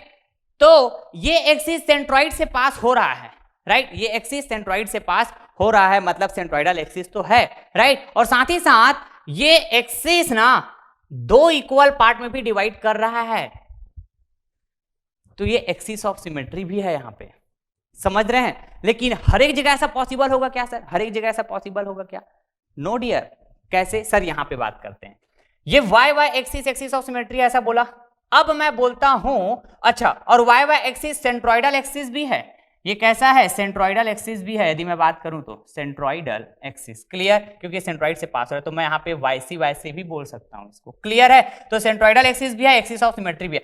अब यदि मैं बात करता हूं इस तरह का कोई एक्सिस है भैया, राइट, तो ये क्या है, सेंट्रोइडल एक्सिस भी तो है, ये एक्सी, बिल्कुल करेक्ट बात, सेंट्रोइडल एक्सिस तो है क्योंकि सेंट्रोइड से पास हो रहा है। तो यहां पे ये जो वाई बोल रहा हूं, ये सेंट्रोइड से पास हो रहा है तो सेंट्रोइडल एक्सिस है, और साथ ही साथ ये गिवन ज्योमेट्री को दो इक्वल पार्ट में डिवाइड कर दे रहा है। मतलब दो इक्वल पार्ट में डिवाइड करना कहने का मतलब समझ में आता है, मिरर इमेज, समझ रहे हैं बात को, ओके। तो ये एक्सिस भी तो सेंट्रोइडल एक्सिस है, लेकिन दो इक्वल पार्ट में डिवाइड नहीं कर रहा है सर इस गिवन ज्योमेट्री को, राइट। तो मैं सिर्फ इतना ही बात करना चाह रहा हूं डियर, ये आपके है ना एमएसक्यू क्वेश्चन में ऐसे फ्रेम हो सकते हैं क्वेश्चन, क्लियर है, कि centroidal axis and axis of symmetry क्या ऑलवेज सेम होगा, क्या ऑलवेज सेम होगा, नो, नेवर डियर। आप देख पाए यहां पे, क्लियर है बात, आ रही बात समझ में। That depends on type of areas, that depends on type of geometry, कि एक्सिस ऑफ सिमेट्री और सेंट्रोइडल एक्सिस आपका सेम होगा कि डिफरेंट होगा, वो डिपेंड करेगा आपकी ज्योमेट्री पे, तो आप देख पाए, क्लियर बात है। तो यहां पे यदि मैं इन सेंट्रोइडल एक्सिस जैसे एक्सी वाईसी एक्सिस के रेस्पेक्ट में सेंट्रोइड का कोऑर्डिनेट बात करने जाऊंगा, तो बताइए मेरा ओरिजिन यही सेंट्रोइड हो जाएगा। तो मैं क्या बोलूंगा भैया, xc bar equal to 0, yc bar equal to 0 बोलूंगा यहां पे।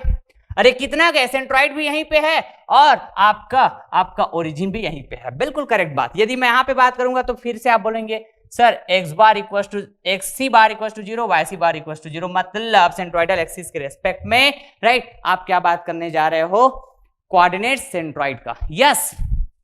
यदि आप यहां पे बात करेंगे भैया, तो भैया आप यहां पे फिर से क्या बोलेंगे कि ये रहा आपके पास एक्सी, ये रहा वाईसी, राइट। तो इसका जो इंटरसेक्टिंग पॉइंट है, ओरिजिन है, यही सेंट्रॉइड है, यही ओरिजिन है जिस तरह आप एक्सिस की बात करोगे। तो क्लियर है? तो यहाँ भी आप बात करेंगे x = 0, y = 0 सेंट्रॉइडल एक्सिस के रेस्पेक्ट में, राइट। तो मैं ये बोलना चाह रहा हूं कि जब भी आप सेंट्रॉइड का कोऑर्डिनेट्स की बात करोगे तो दैट में बी वेरिएबल, कभी ऐसा फिक्स नहीं होगा कि आप जैसे याद रखते हो ना भाई, स्क्वायर के लिए a/2 राइट, रेक्टेंगल के लिए b/2 d/2, सर्कल के लिए इस तरह से 4r/3π। तो ये आपके रेफरेंस एक्सिस के ऊपर डिपेंड करेगा भैया, डिपेंड करेगा। तो जिस तरह मैं रेफरेंस एक्सिस बात किया था, ये रहा आपके पास x एक्सिस, y एक्सिस। तो इस तरह के है ना एक्सिस के ऊपर यदि आप बात करते हो नंबर ऑफ एक्सिस, अलग अलग पॉसिबिलिटी बात करते हो, तो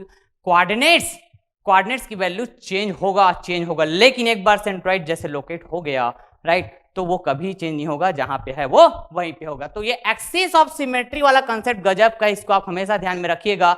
जब भी आपसे पूछे कि एक्सिस ऑफ सिमेट्री और सेंट्रॉइडल एक्सिस क्या सेम होगा, तो आप क्या बोलेंगे? No, never. ऐसा हमेशा पॉसिबल हो, ऐसा बिल्कुल नहीं बोलेंगे। आप बोलेंगे कि that depends on type of geometry, that depends on type of plain areas, right. और ज्योमेट्री में जैसे अभी मैं एरिया की बात कर रहा हूं, तो आप प्लेन एरिया से बात करेंगे, राइट। क्लियर है जी? ओके। तो चलिए फिर सेंट्रॉइड के कंसेप्ट को हम लोग अब यहाँ पे डिस्कस करते हैं भैया। इस प्रॉब्लम में मैं यहाँ पे कंसेप्चुअल प्रॉब्लम ये डिस्कस करने जा रहा हूँ, राइट। और जैसे ही यहाँ पे मैं कंसेप्ट को डिस्कस करूंगा, राइट, जो अभी मैं कंसेप्ट डिस्कस किया तो उसको अप्लाई करूंगा यहाँ पे, राइट। तो यहाँ पे मैं गेट का प्रॉब्लम आपके पास डिस्कस करूंगा, जो कि सिविल इंजीनियरिंग 2010 में फ्रेम किया हुआ ये प्रॉब्लम है। अरे बात समझ में? Okay fine. तो find the centroid of given plane lamina as shown with respect to given axis, right. तो एक प्लेन लैमिना की बात हुई है भैया, राइट। और ये प्लेन लैमिना एल शेप का दिख रहा होगा, कुछ डायमेंशन की बात हुई, 2 centimetre, 16 centimetre, 10 centimetre, 2 centimetre. Clear? और यहाँ पे ना एक्सिस भी गिवन है आपको, this is the x axis, this is the y axis, और इन्हीं एक्सिस के रेस्पेक्ट में आपको इस प्लेन लैमिना का क्या सेंट्रॉइड फाइंड आउट करना है। और सेंट्रॉइड फाइंड आउट करना है मतलब इस प्लेन लैमिना का जो सेंट्रॉइड होगा भैया, उसका कोऑर्डिनेट बताओ आप, कोऑर्डिनेट्स, राइट, इस एक्सिस के रेस्पेक्ट में। Is that clear? ओके। तो ये जो क्वेश्चंस है ना, इसको हम लोग कैसे डील करेंगे, राइट। तो अभी जस्ट मैं बात किया था है ना डिफरेंट सिंगल प्लेन एरियाज का सेंट्रॉइड के लिए कोऑर्डिनेट्स आपको है ना, जो एक स्टैंडर्ड जो रिजल्ट है उसको आपको हमेशा ध्यान में रखना है, ऐसा मैं बात किया हुआ था, right. Rectangular, square, circle, semi circle, इस तरह से मैं बहुत सारे प्लेन एरियाज के लिए बात किया था आपसे। क्लियर है? ओके। तो इस एल शेप के प्लेन लैमिना की बात करूं तो प्लेन लैमिना मतलब प्लेन एरिया, मतलब मैं इसको ना ऐसे दो पार्ट में डिवाइड कर सकता हूं, और देख पाएंगे ये दोनों पार्ट है ना रेक्टेंगल प्लेन एरिया की तरह दिख रहा होगा आपको। This is the first and this is the second. Clear है बात? आ रही बात समझ में? अब इन रेक्टेंगल प्लेन एरियाज के यदि मैं डायमेंशन बात करूंगा तो this is the width and this is the depth, 16 and 2, right. तो यदि मैं एरिया A1 बात करूं, तो 16 इंटू 2 सेंटीमीटर का स्क्वायर। यस। यदि मैं एरिया 2 बात करूं भैया, तो कैसे बोल पाऊंगा? This is the what depth and this is the what width. तो हियर टू हियर 10, और इसको यदि मैं माइनस कर देता हूं 10 में, राइट, जो कि क्या है 2 सेंटीमीटर है, मतलब ये हो जाएगा here to here 8 centimetre. Yes. तो ये हो जाएगा भैया मेरे पास A2 equals to what 8 into 2। बिल्कुल क्लियर बात ना। तो यहां पे मैं बोल सकता हूं सेंटीमीटर का स्क्वायर। Okay fine. ना अब मेरे पास जो एक्सिस है भैया, इन एक्सिस के रेस्पेक्ट में इसके सेंट्रॉइड की यदि हम बात करें, कोऑर्डिनेट्स इनके सेंट्रॉइड्स की है ना। क्लियर है? मतलब ये बेसिकली ना कंपोजिट एरिया का है ना केस है भैया, राइट। अरे बात समझ में? क्लियर है? तो उस केस में सेंट्रॉइड के लिए मैं कंसेप्ट आपसे डिस्कस किया हूं। क्लियर? तो ये रहा इसका C1, राइट। इसका क्या हो गया? सेंट्रॉइड एरिया 1 का C1, और यहां पे मैं बात करूं तो ये सेंट्रॉइड इसका कुछ यहां कहीं पे होगा, राइट। ये हो गया आपके पास C2। Okay, C2। बिल्कुल क्लियर बात। तो आपको पता है भैया जस्ट हाफ हाफ बात होती है। यदि मैं यहाँ पे बात करूंगा तो ये हो जाएगा 4, राइट, ये भी क्या हो जाएगा 4। इसके लिए बात करें तो इसका जस्ट हाफ बात करेंगे भैया तो ये क्या होगा 16 अच्छा 16 है, मतलब हियर टू हियर 8 बात करेंगे and here to here again 8 बात करेंगे। बिल्कुल क्लियर बात ना। यदि मैं बात करूं अच्छा इसके लिए ओके तो ये भी तो जस्ट हाफ हाफ होता है, मतलब विड्थ भी हाफ हो जाता है और डेप्थ भी हाफ बात करते हैं। मतलब यहां से यदि मैं बात करूं तो here to here 1 centimetre, clear 1 centimetre. चलिए 1 लिख दियो, मतलब आपको समझ में आना चाहिए मैं सेंटीमीटर में बात कर रहा हूं। ओके फाइन ना। तो यदि मैं बात करूं x1 और y1 तो इसका मतलब ये हुआ एरिया A1 का जो सेंट्रॉइड है उसका कोऑर्डिनेट x एक्सिस के रेस्पेक्ट में, क्लियर, तो x1 हियर x एक्सिस के long 1, yes 1 centimetre, right. y axis के long that is y1 coordinate इस C1 का, क्लियर। तो क्या बात करेंगे आप यहाँ पे बोलेंगे इसको 8 सेंटीमीटर, यस बिल्कुल क्लियर बात ना। सिमिलरली यहां पे मैं बात करूंगा x2 एंड y2, राइट। तो ये एरिया A2 है, इसका सेंट्रॉइड C2 है, राइट। तो यहां पे जस्ट यदि हम बात करें तो क्या होगा बताइए, x2 बोलूंगा x कोऑर्डिनेट तो मैं यहां तक चलूंगा, राइट, x एक्सिस के अलोंग, ये देखो यहां से ऐसे गया यहां तक चलूंगा तो ये कितना होगा बताइए, तो ये कितना होगा। ओके तो हियर टू हियर 2, देखो हियर टू हियर क्या बताइए तो 2 है भैया and here to here what 4, मतलब हियर टू हियर 6, 2 + 4 क्या हो जाएगा 6 हो जाएगा। ओके तो x2 है भैया आपके पास 6 सेंटीमीटर, बिल्कुल करेक्ट बात। y2 की बात करेंगे तो सेंट्रॉइड ये रहा, तो आपको पता है भी ये भी रेक्टेंगल है तो जस्ट हाफ हाफ में डिवाइड होगा, राइट। तो जैसे ये विड्थ 8 सेंटीमीटर 4 हुआ तो ये क्या हो जाएगा 1 मीटर, ये भी 1 मीटर। मतलब यहाँ पे यदि मैं बात करूं ये वाला डिस्टेंस तो यही क्या हो जाएगा मेरे पास बताइए 1 होगा क्या। ओके तो y एक्सिस के अलावा कितना गया मैं C2 के लिए, राइट 1, यस। तो y2 = again 1 centimetre, right. So what is the concept, क्या होता है भैया कंसेप्ट, इसके लिए यदि मैं बात करूं तो आपका जवाब होगा कि सर हम लोग सबसे पहले बात करेंगे x कोऑर्डिनेट के लिए, राइट, x कोऑर्डिनेट सेंट्रॉइड का। ओके तो A1 x1 + A2 x2, okay fine. आगे और भी एरियाज होता तो A3 x3 ऐसा बोलते, ये A1 + A2, बिल्कुल करेक्ट बात ना। A1 की वैल्यू भैया 16 × 2, राइट, x1 की वैल्यू 1 हुआ प्लस A2 बात करेंगे तो 8 × 2 × x2 बोलेंगे तो बताइए तो 6, बिल्कुल करेक्ट बात ना। तो यहाँ पे A1 बोले तो 16 × 2 + 8 × 2 A2 यदि बात करते हैं तो ओके फाइन ना। तो भैया ये क्या हो जाएगा बताइए तो ये हो जाएगा 16 दूनी 32 और 8 दूनी 16, 16 छक्का 96, यस। या फिर ऐसा बात करिए ये 6 दूनी 12, 12 अट्ठे 96, ओके बिल्कुल। तो ये हो जाएगा 16 दूनी 32, 8 दूनी 16, ओके फाइन। तो ये कितना हो जाएगा बताइए 6 + 2 8, 9 3 12, ओके ओके बिल्कुल बिल्कुल। और ये क्या हो जाएगा 6 2 8 एंड 3 + 1 4, बिल्कुल करेक्ट बात ना। तो अच्छा ये 4 एकम 4, 4 दूनी 8, ओके 4 तिया 12, 4 दूनी 8, बिल्कुल 4 तिया 12 और ये क्या हो जाएगा 4 अट्ठे 32, ओके बिल्कुल करेक्ट बात। तो ये 8/3 हुआ, राइट। मतलब मेरे को x कोऑर्डिनेट पता चल गया भैया कितना 8/3, ओके फाइन। फर्स्ट मैंने बात कर लिया, बिल्कुल करेक्ट बात ना। अब y कोऑर्डिनेट बात कर लेते हैं, राइट। और ये A1 y1 बात करेंगे यहाँ पे, ये A2 y2 बात करेंगे, राइट। ये A1 + A2, yes equal to, तो A1 बोले तो 16 × 2, y1 भी यहाँ पे क्या बताइए 8 है, ओके बिल्कुल करेक्ट बात। A2 बोलने से 8 × 2 समझ में आना चाहिए, जस्ट ऊपर में लिखा हुआ है। y2 देखेंगे 1 है, यस। देन ये अगेन 16 × 2 बात करेंगे प्लस बताइए तो A2 बोलने से 8 × 2, बिल्कुल। तो ये जाएगा 16 दूनी 32, या फिर इस तरह से बात करेंगे 8 दूनी 16 और 16 × 16 मतलब 16 का स्क्वायर 256 256, ओके फाइन। नाउ 8 दूनी 16, राइट, ये 16 दूनी 32 हुआ भैया, और ये 8 दूनी 16 हो गया, बिल्कुल। तो ये हो जाएगा कितना बताइए, 6 और 6 12, right. Calculation is very important ना, वेरी केयरफुली। 6 और 6 12 का 2 हासिल गया, 1 5 और 1 6, 6 और 1 7, ओके फाइन, बिल्कुल। और ये क्या हो जाएगा बताइए तो 2, ओके 272, और ये 2 और 6 8, राइट, और 3 और 1 4, बिल्कुल। कुछ यहाँ पे देखेंगे कैंसिल हो रहा है क्या,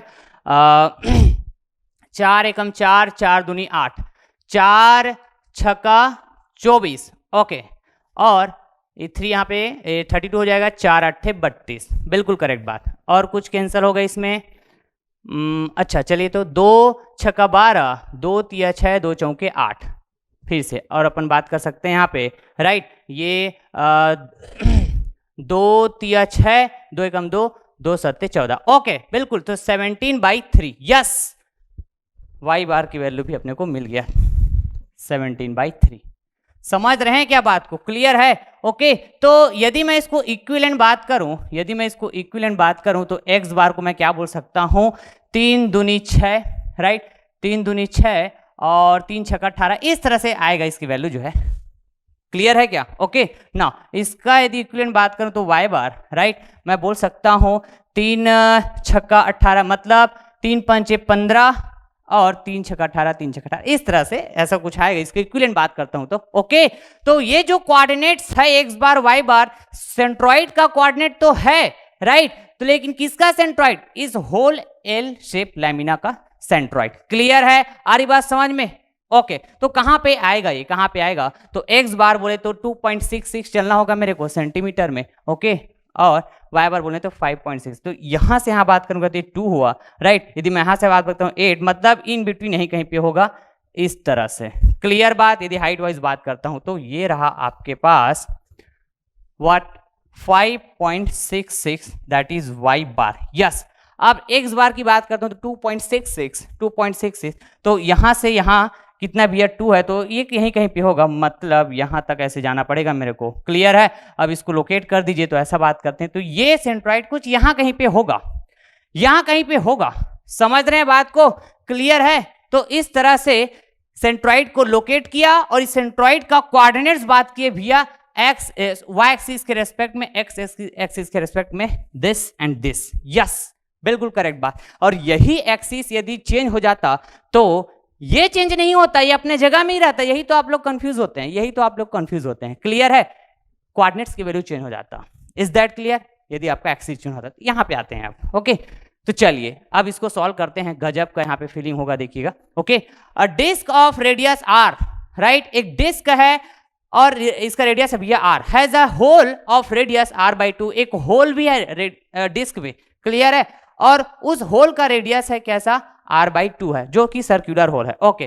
कट आउट, उसको कट करके निकाला गया है एज शोन, जैसे कि आप क्वेश्चन में देख पाएंगे। The centroid of the remaining disc, right, जिसको बताया गया है शेडेड पोर्शन, क्लियर, होल करने के बाद जो शेडेड पोर्शन बच जाता है किसका, डिस्क का, उसका आपको सेंट्रॉइड बताना है, राइट, गजब का question. At a radial distance from the centre O, right, तो ये जो सेंटर ओ बोल रहे हैं, ये डिस्क का सेंटर है, क्लियर बात, आ रही बात समझ में, ओके। तो आपको रेडियल डिस्टेंस में बात करना है सेंट्रॉइड का कोऑर्डिनेट्स, क्लियर है, ओके, बिल्कुल करेक्ट बात। तो रेडियल डिस्टेंस बोलने से भी है, ये भी है रेडियस, अच्छा रेडियस के लॉन्ग, क्लियर। तो मैं सबसे पहले यहाँ पे एक्सिस, रिफरेंस एक्सिस कैसे बात करूंगा, रेडियल डायरेक्शन में, समझते हैं क्या बात करूं, तो कैसे बात करूंगा, इस तरह से, देखिएगा मैं यहाँ पे कैसे बात करने जा रहा हूं, ये रहा वो एक्सिस, इसको मैंने कहा एक्स एक्सिस, क्लियर है, आ रही बात समझ में।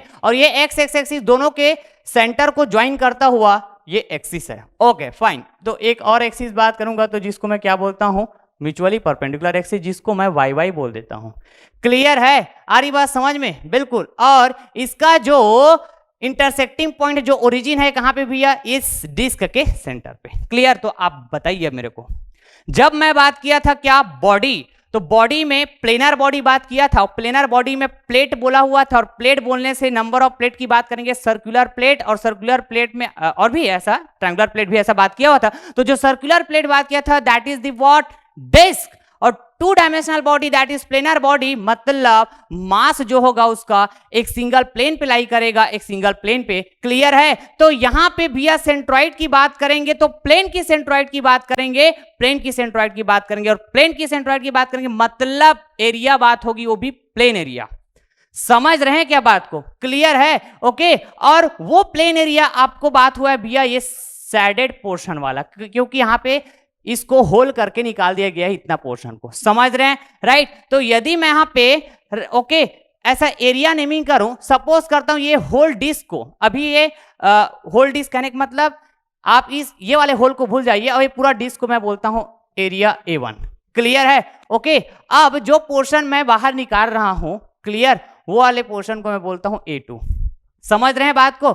और ये मेरे काम की चीज नहीं है, तो जहां पर भी मेरे को एरिया 2 की जरूरत पड़ेगा तो उसको मैं क्या कर दूंगा, माइनस कर दूंगा, माइनस कर दूंगा। Is that clear? ओके। तो भैया अब यहां पे यदि मैं बात करूं तो सबसे पहली बात यहां पे एक्सिस ऑफ सिमेट्री की बात हो, देखना एक्सिस ऑफ सिमेट्री कंसेप्ट यहां पे आपका अप्लाई होने वाला है। ओके।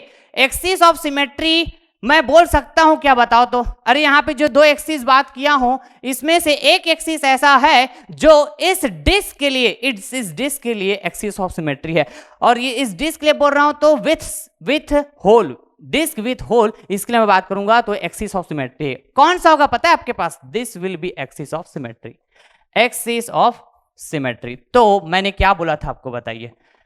एक्सिस ऑफ सिमेट्री यदि पता चल गया फॉर द गिवन ज्योमेट्री तो 110% आप डेम श्योर रहिए कि उसी एक्सिस में ही सेंट्रॉइड लाई करेगा, उसी एक्सिस में ही सेंट्रॉइड लाई करेगा, मतलब एक्स एक्सिस में ही कहीं पे लाई करेगा, और पता नहीं कहां पे लाई करेगा। यदि एक से ज्यादा एक्सिस ऑफ सिमेट्री होता है यहां पे तो इंटरसेक्टिंग पॉइंट मिल जाता है और डायरेक्ट उसको लोकेट कर देते हैं। आप समझ पा रहे हैं? कनेक्ट कर पा रहे हैं? ओके।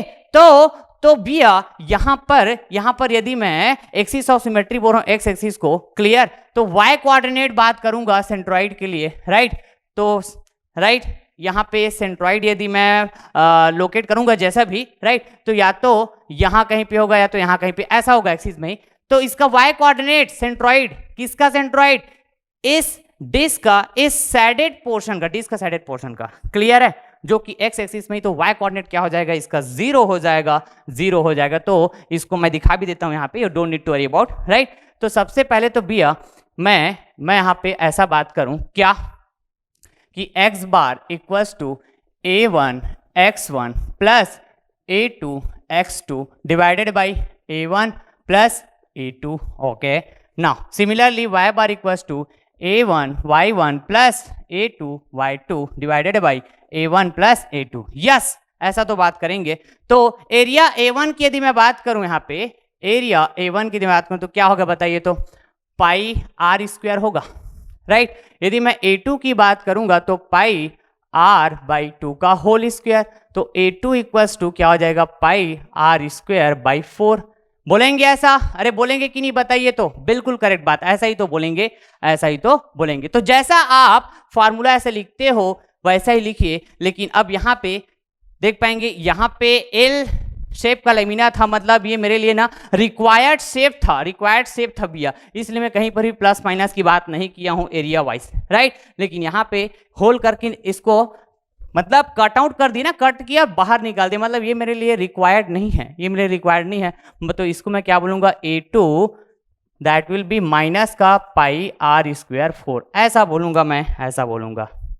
समझते हैं बात को? बिल्कुल सर, बिल्कुल। तो एरिया A1 के लिए चलिए अब बात कीजिए, तो क्या x1 बात कीजिए और y1 बात कीजिए। कैसे बोलेंगे? x एक्सिस के अलॉन्ग बात करेंगे एरिया A1 के लिए। तो area A1, right, area A1 यदि डिस्क है, ओके, तो प्लेन की बात करूंगा, प्लेन एरिया मतलब सर्कल होगा डिस्क के लिए। आ रही बात समझ में? पूरा फोकस आपका ये पूरा डिस्क का होगा भी, जैसे मैं एरिया 1 बोलता हूं तो इस होल को भी भूल जाइए आप, ओके। तो इसका सेंटर ही इसका सेंट्रॉइड होगा। क्लियर बात? किसका जी? इस डिस्क का, विदाउट होल बात करूं तो यही सेंटर, ओके। तो इसका डिस्टेंस बोलूंगा भैया, तो आप देखेंगे यही ओरिजिन है और यही एरिया A1 का सेंट्रॉइड है। क्लियर है? तो उसी का डिस्टेंस बोलेंगे, यदि मैं x कोऑर्डिनेट बात करूं तो क्या होगा बताइए, 0 होगा। बिल्कुल क्लियर बात। यदि y कोऑर्डिनेट बोलूंगा तो भी कैसा होगा, 0 होगा। अरे यहीं पे है ना, ओरिजिन भी बात कर रहा हूं और इसका सेंट्रॉइड, किसका सेंट्रॉइड, ये देखो ऐसा बोल रहा हूं C1, राइट, और इसका बोलूंगा तो C2। अब समझ पा रहे हैं क्या बात को? बिल्कुल बिल्कुल। अब यहाँ पे आइए, फिर एरिया A1 के लिए हो गया, अब एरिया A2 के लिए बात करता हूं। ये तो x2 बात करो और y2 बात करो, तो बताइए, तो x2 बोलने से ये रहा। अब एरिया 2 में फोकस होना चाहिए, ओके, लेकिन आपका ओरिजिन यहाँ कहीं पे है, ओके। तो x2 बोलने से x एक्सिस की बात करूंगा तो यहाँ से यहाँ ये रेडियस की तो बराबर होगा ना इसका, मतलब r/2, तो क्या बोलूंगा इसको मैं, x2 that is r/2। Okay, clear बात, बिल्कुल। y2 बोलने से तो इसका सेंट्रॉइड, इस जो होल है इसका सेंट्रॉइड यही कहीं पे है, राइट, एक्स एक्सिस में जी, देख पाएंगे यहाँ पे। तो बी या वाई के अलावा कितना चले, एक भी नहीं चले, मतलब ये हो जाएगा 0। बिल्कुल करेक्ट बात। अब जस्ट वैल्यू पुट करते जाइए आप, आ गया फिर आपका आंसर। एक्स बार बोलने से A1 की वैल्यू भैया πr², यस, x1 की वैल्यू तो 0 है, राइट, प्लस A2 बोलने से माइनस में बात करेंगे आप। समझ रहे हैं क्या बात को मैं कैसे कर रहा हूं यहाँ पे? बिल्कुल बिल्कुल समझ में आना चाहिए, इतना आराम से तो बता रहा हूं। x2 बोलने से r/2, बिल्कुल, divide by, okay, divide by यदि मैं बात करूं यहाँ पे तो ये A1 बोलने से फिर से πr², राइट, फिर ये हो जाएगा भैया प्लस माइनस πr²/4, ओके, बिल्कुल करेक्ट बात ना। फिर x बार बात करते हैं यहाँ पे, तो भैया ये तो 0 हो गया, ये तो 0 हो गया, ओके ना। अब इसको आप सॉल्व करेंगे डियर, इसको आप सॉल्व करेंगे तो क्या आएगा ये, राइट, तो देखिएगा ये पाई माइनस होगा ना, πr³/8, इस तरह से बात होगी। इस नीचे ये वाले को सॉल्व करेंगे, राइट, तो मैं डायरेक्ट वैल्यू लिख रहा हूँ यहाँ पे 4π² माइनस πr², राइट, कितना होगा बताइए, πr²/4। तो ये इस तरह से है ना, ऊपर चले जाएगा 4 और ये है ना, क्या हो गया बताइए, 3πr², बिल्कुल करेक्ट बात। तो पाई से पाई कैंसल, 4 एकम 4, 4 दूनी 8, r² टू r² कैंसल, तो यहाँ पे r/2 × 6 मतलब r/6, यस, x बार की वैल्यू r/6 आया, ओके, x कोऑर्डिनेट पता चल गया है, x कोऑर्डिनेट पता चल गया है, बिल्कुल। और ये किस में आएगा बताइए, तो देखो माइनस में आएगा, किस में आएगा बताइए, माइनस में, देखिए किस में आएगा जी, माइनस में, -6 माइनस r/6, बिल्कुल, ध्यान मत हटाइएगा, ध्यान मत हटाइएगा, x बार पता चल गया, ओके। अब ये y बार की यदि मैं बात करूंगी, जैसे यहाँ पे 0 बोल रहा था ना, तो यहाँ से आप देख भी पाएंगे, A1 की वैल्यू पुट करो πr², यस, फिर y1 तो 0 है भैया, प्लस A2 की वैल्यू पुट करो, माइनस का बोलेंगे आप क्या, πr²/4, ओके, करेक्ट बात। देन y2 बोलने से फिर से यहाँ पे 0 है भैया, इस तरह से, राइट, तो ऑब्वियस है, राइट, न्यूमरेटर यदि 0 हुआ तो ये पूरा वैल्यू तो 0 हो जाएगा जी, समझ रहे हैं, समझ रहे हैं क्या बात को, ये न्यूमरेटर पूरा 0 हो जाएगा, क्लियर। तो y बार भी तो 0 होगा ना, समझ रहे हैं। तो इससे आपको ये भी समझ में आया भैया, इससे आपको ये भी समझ में आया कि x एक्सिस यदि मतलब x और y एक्सिस में कोई भी एक्सिस ऑफ सिमेट्री है, राइट, तो उस एक्सिस में ही लाई करेगा सेंट्रॉइड, और अदर एक्सिस के रेस्पेक्ट में कोऑर्डिनेट बात करोगे सेंट्रॉइड का तो वो 0 होगा।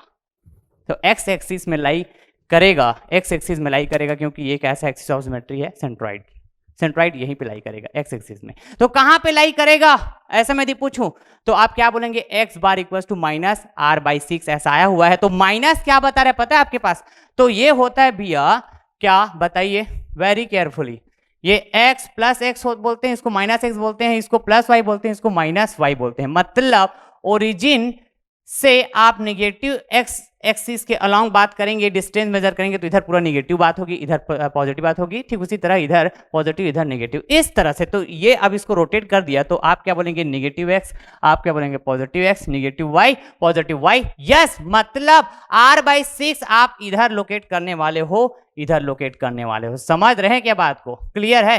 तो ये रहा आपके पास सेंट्रॉइड, यस, r/6, ये माइनस की बात कर रहे हैं, तो माइनस मतलब इधर जा रहे हो आप, समझ रहे हैं बात को। तो इस फार्मूला में जैसे एरिया यहाँ पे होल की बात हुआ, होल, राइट, जो हमारे काम की चीज नहीं है, तो इसलिए इसको मैं निगेटिव बात किया यहाँ पे। तो कई बार ऐसा होगा जब सेंट्रॉइड है ना, कंपोजिट एरिया का सेंट्रॉइड आप फाइंड आउट करने जाएंगे, राइट, तो जब आप कोऑर्डिनेट्स की बात करोगे तो ये x1 x2 भी है ना क्या हो सकता है, प्लस माइनस की बात होगी, प्लस माइनस की बात होगी। तो अभी जैसे मैं मेजर किया हूं x1 x2, आप देख पाएंगे ओके, पॉजिटिव एक्सिस के अलॉन्ग मेजर किया हूं, इसलिए प्लस प्लस है। अरे बात समझ में। और यदि कई बार ऐसा होगा कि negative axis long distance measure करेंगे, कोऑर्डिनेट मेजर करेंगे, तो आपको प्रॉपर साइन की बात करना होगा इस फार्मूले में, इस फार्मूले में। समझते हैं क्या बात को, क्लियर है? तो अब बताइए आप मेरे को कि कौन सा ऑप्शन करेक्ट होगा, राइट? इसका सेंट्रॉइड का कोऑर्डिनेट्स तो आपके पास क्या है, r/6। तो जस्ट आप मैग्नीट्यूड वाइज बात करेंगे तो इसको क्या बोलेंगे, r/6। माइनस का मतलब मैंने बता दिया आपको क्या है वो, क्लियर है? नेगेटिव एक्स एक्सिस के लॉन्ग है ना हम बात करेंगे, डिस्टेंस इसलिए माइनस साइड यहाँ कहीं पे होगा इसका सेंट्रॉइड, इसलिए y/0 हुआ। ओके, तो बताइए option A, option B, option C, option D, कौन सा correct? Yes, option C will be correct. Okay, clear है? तो चलिए फिर अब स्टार्ट करते हैं हम लोग मोमेंट ऑफ इनर्शिया।